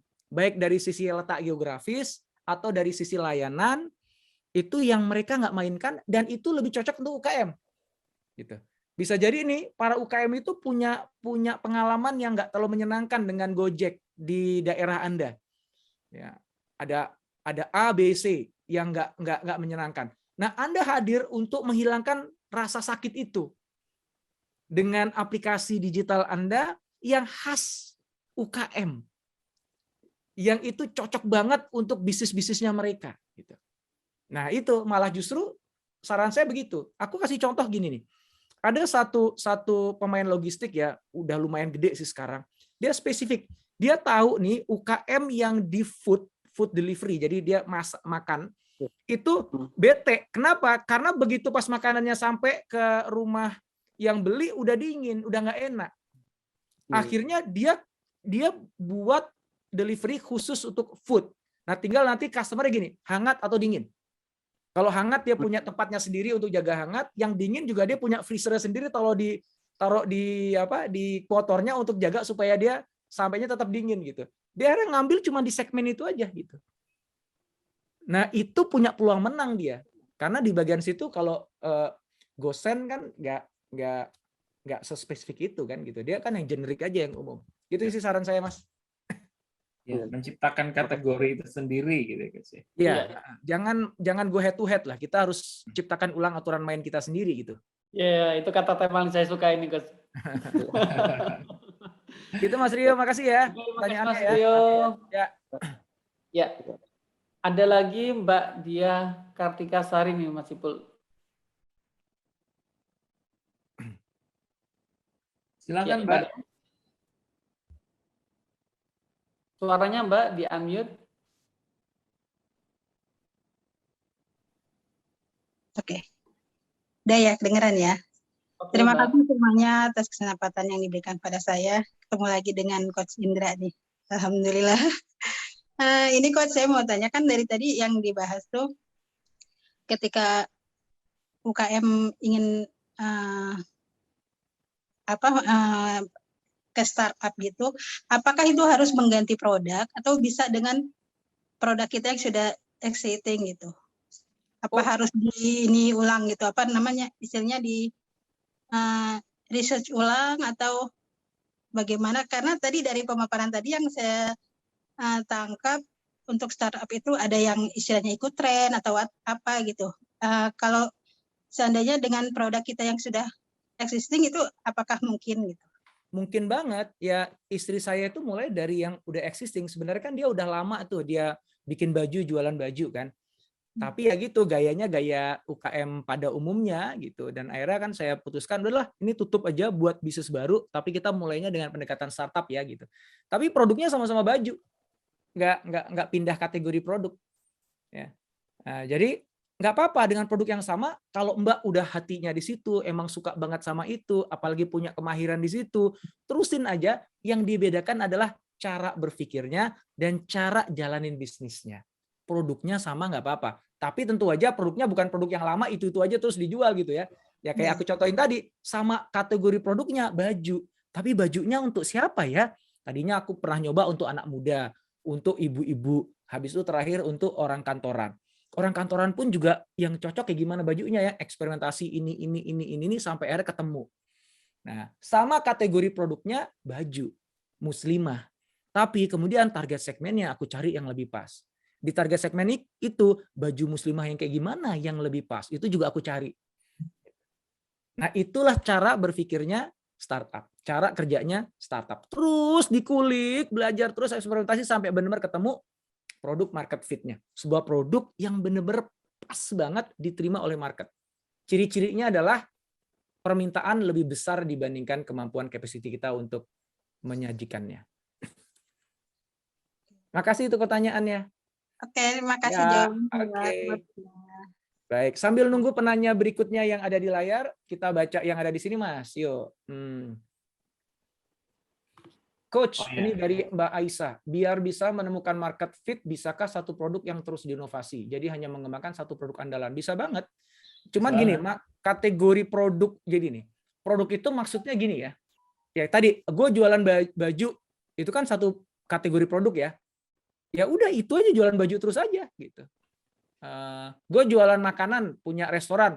Nah, di dalam restoran itu kan punya banyak, ada ayam goreng, ada kambing bakar. Nah, itu kan juga kan macam-macam produknya gitu. Tapi kan sebenarnya itu kan bisnisnya restoran gitu. Jadi yang jangan tuh misalnya ada satu produk baju anak dengan desain gini itu aja gitu. Kita nggak pernah ngoprek itu, malah jangan gitu. Jadi justru semakin spesifik produknya semakin bagus. Selama kita nggak berhenti ngoprek itu produk sampai benar-benar ketemu problem solution fit. Habis itu eksplorasi lagi harga yang cocok di market apa, channel penjualan yang cocok itu seperti apa, sampai akhirnya bukan lagi problem solution fit, tapi ketemunya produk market fit, gitu ya. Jadi itu jawabannya untuk Mbak Aisyah. Ini saya baca aja nih ya sambil nunggu. Oke. Mas Aris, Mas Saiful ada pertanyaan juga langsung aja diajukan, atau ada teman yang mau tampil di layar langsung aja gitu ya. In the meantime. Ada yang tanya ini nih, misal kita sudah menemukan ini nanyain contekan nih, misalnya dari Nugroho sudah ketemu polanya, bisa nggak polanya ditweak untuk bisnis fashion yang lain? Contek itu maksudnya. Kalau strategi besarnya, strategi bagaimana kok kita bisa berhasil, itu bisa pasti. Bisa. Ya. Cuma tapi tetap harus di custom ya, Coach. Iya, karena kan target segmennya beda. Iya. Kategori produknya beda, nggak mungkin bisa sama persis gitu. Bahkan kalau misalnya gini, udahlah gue Nina Nugroho itu dulu itu banyak banget yang nyontek. Jadi nyonteknya tuh bener-bener bajunya kita itu diproduksi oleh dia dan dijual dengan harga murah. Jadi kita misalnya jual baju itu jual 1.000 gitu ya, dia jual 300.000 gitu loh Mas. Dengan desain yang sama, dicontek beneran gitu. Ya, tapi nggak bertahan lama. Kita kan tahu tuh ininya IG-nya kan. Udah kita ingetin nggak boleh nyontek ya, jangan dong, kreatif dong, kita ingetin gitu ya. Akhirnya nggak bertahan lama tuh. Kenapa? Karena pada akhirnya orang tahu, ini ternyata palsunya Nina Nugroho ya gitu. Habis itu malah diomongin jelek tuh sama customer-nya, mati sendiri.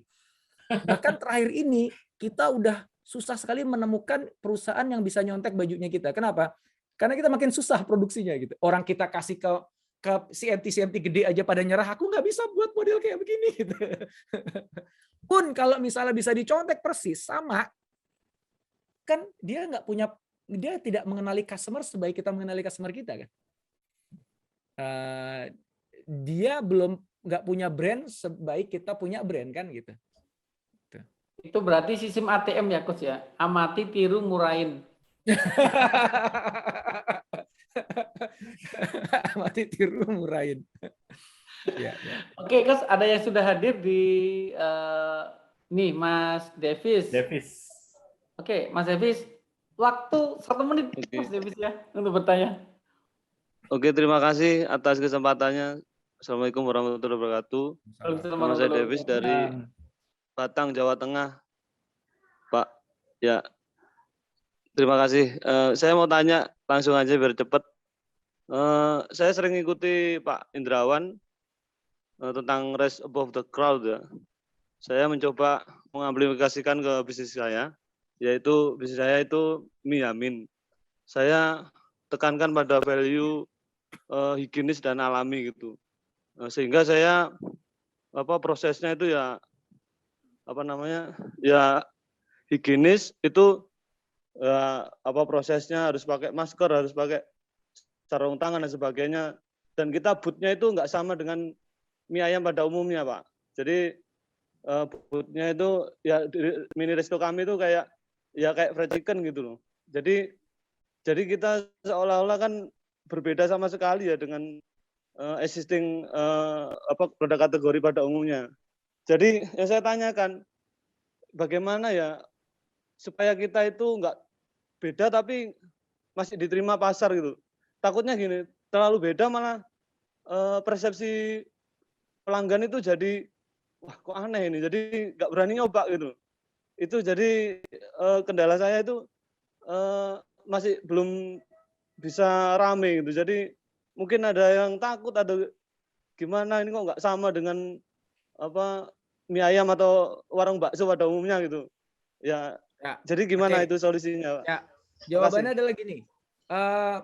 Untuk rising above the crowd itu nggak cuma asal beda, tapi harus perbedaan yang memberikan value. Jadi kalau kita bedain, tapi perbedaan kita itu nggak memberikan value bagi customer, ya nggak ada gunanya juga gitu. Ya, maka caranya gimana? Ya Mas harus ngecek dulu. Kira-kira apa yang harus dibedakan dari mie yaminnya saya yang itu memang punya nilai bagi si customer-nya. Nah, berarti cari tahu dulu si customer-nya ini siapa sih? Apa sih hal yang dianggap punya nilai bagi mereka? Pertanyaannya kan gini jadinya. Customer-nya mie yaminnya Mas ini selama ini benar-benar memberikan kesehatan atau kebersihan itu sebagai sesuatu yang penting nggak?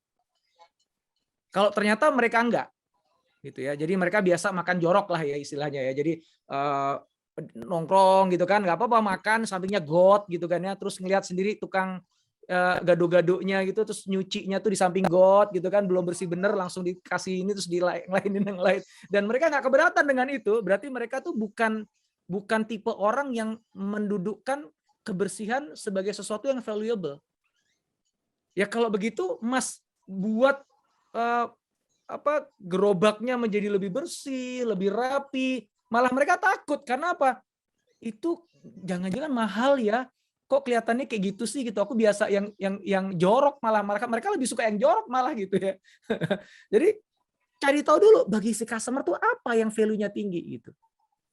Jangan-jangan bagi si customer Mas value yang tinggi itu bukan kebersihan gitu, tapi porsi yang lebih banyak. Jangan-jangan gitu. Ya toh? Ya, atau dia tipe pemakan yamin yang adventurous gitu, yang petualang. Jadi yamin kejutan. Ya, di dalam yaminnya tiba-tiba wah ada ceker gitu, ada apa gitu kan. Jadi pokoknya nggak pernah kita jadi kayak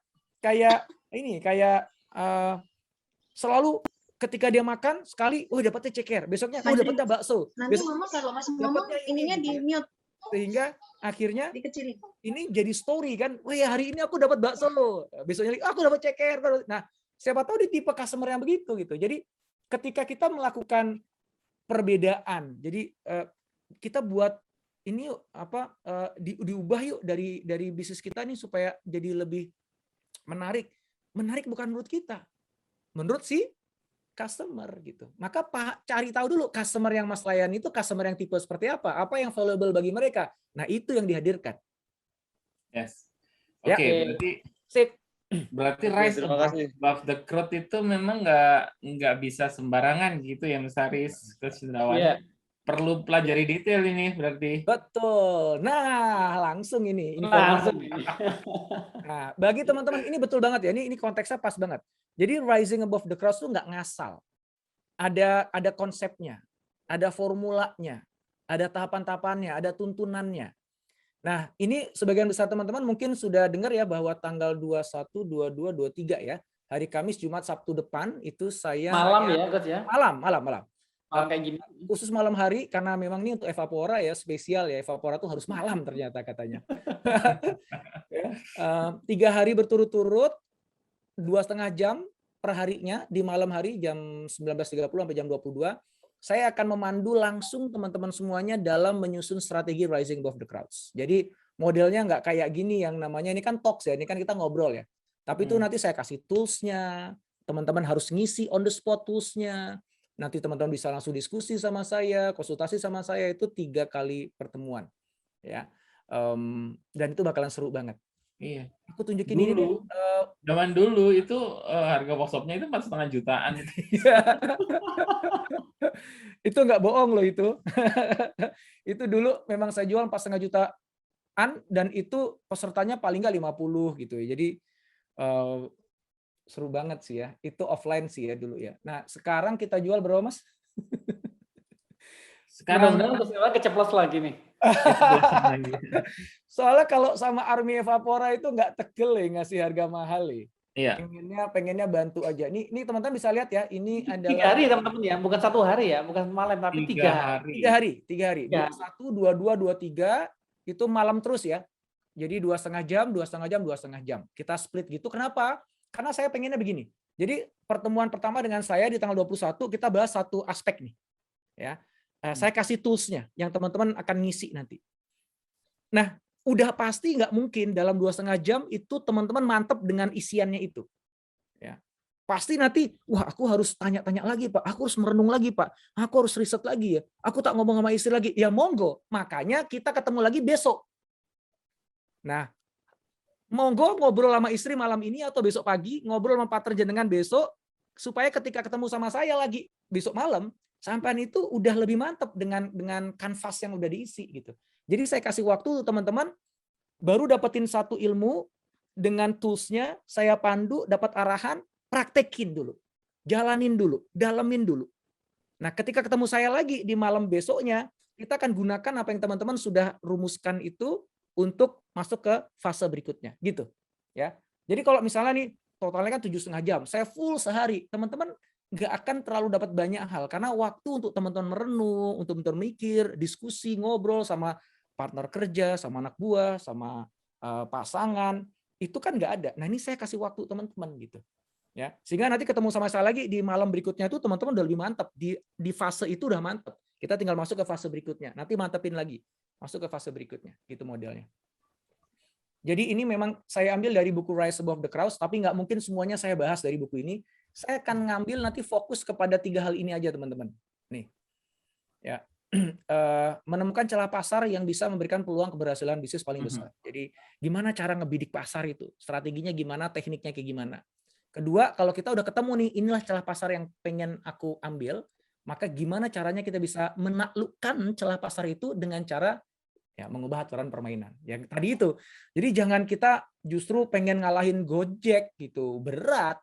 Kita justru cari area yang Gojek nggak main di situ gitu. Ini nanti saya akan kasih tools-nya, saya akan pandu untuk teman-teman menemukannya. Kemudian yang terakhir adalah ketika udah tahu nih strateginya kayak gimana, ya terakhir kan kita harus mikirin dong produknya harus dibuat seperti apa gitu. Dan nggak ngasal. Yang contohnya tadi itu bagus banget ya. Aku udah membuat perbedaan nih yang aku miyaminnya tadinya begini, aku buat lebih higienis gini. Tapi kok malah pelangganku malah kabur. Nah, itu kan berarti niatnya udah benar, ya, strategi diferensiasinya udah ada, tapi eksekusinya nih yang nggak pas gitu. Nah, itu juga kita akan bahas. Ya. So far udah banyak banget sih yang daftar nih teman-teman semuanya. Ini ya, jangan sampai telat.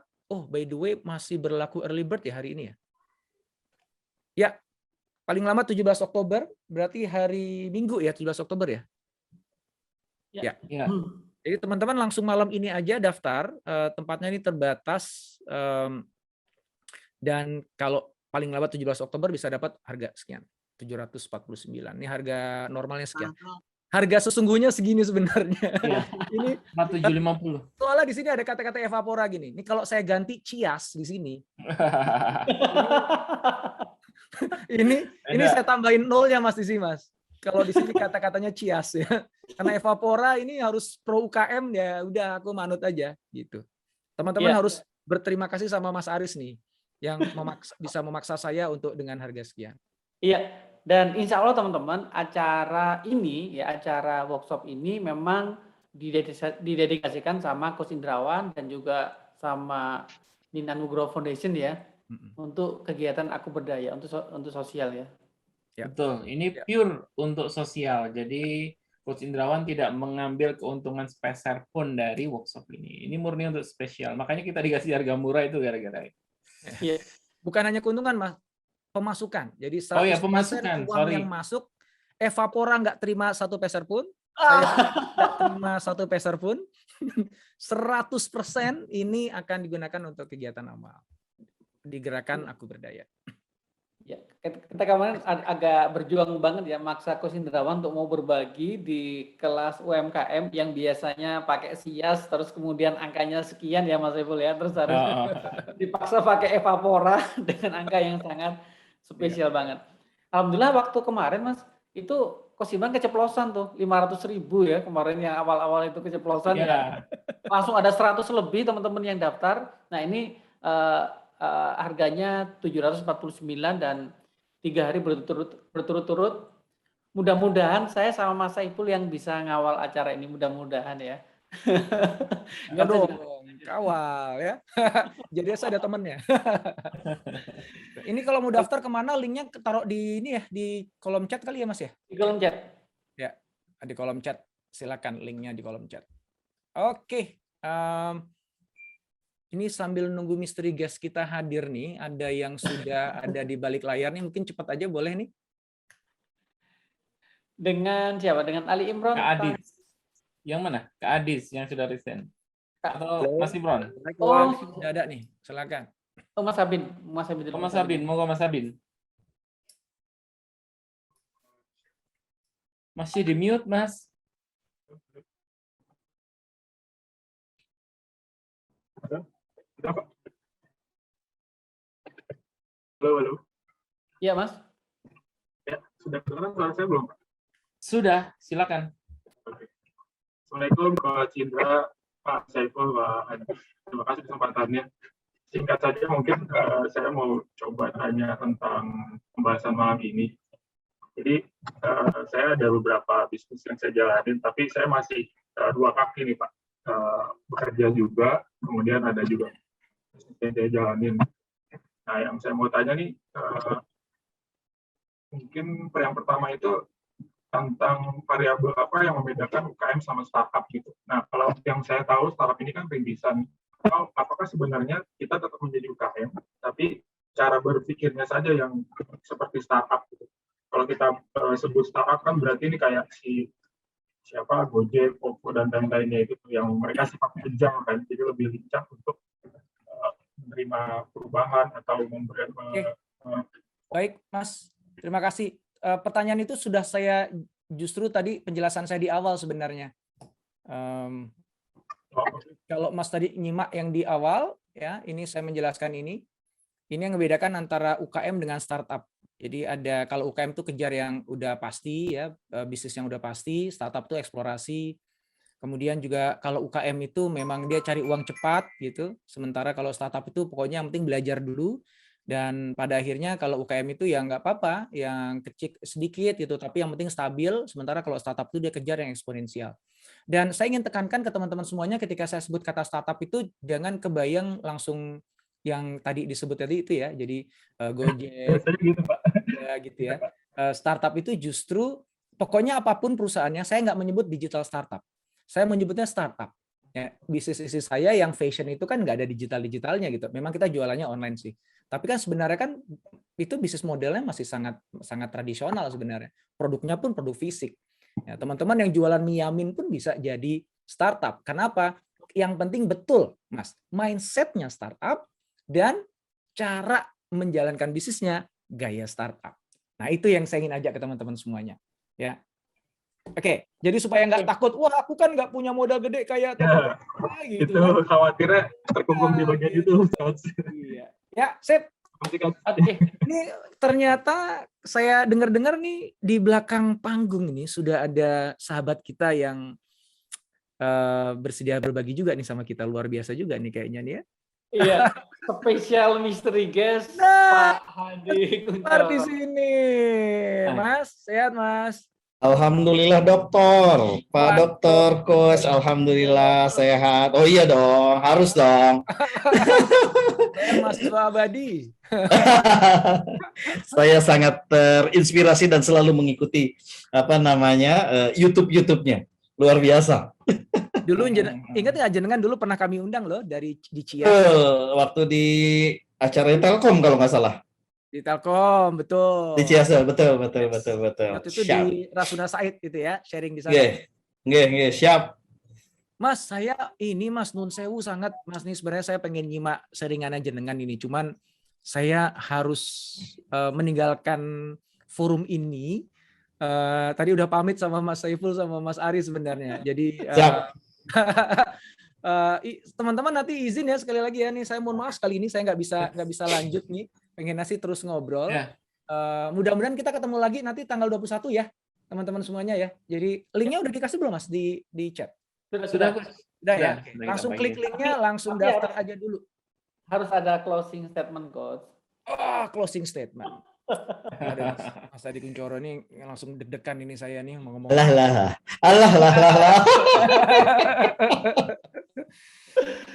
Oke, sahabat-sahabat semuanya, UKM itu adalah fondasi yang mengokohkan ekonomi bangsa ini. Gitu.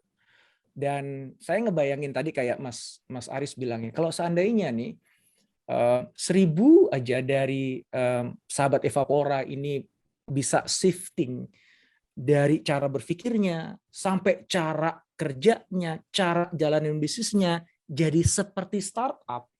Wow, Masya Allah itu. Lompatannya akan besar sekali. Berangkatnya dari ngubah mindset dulu.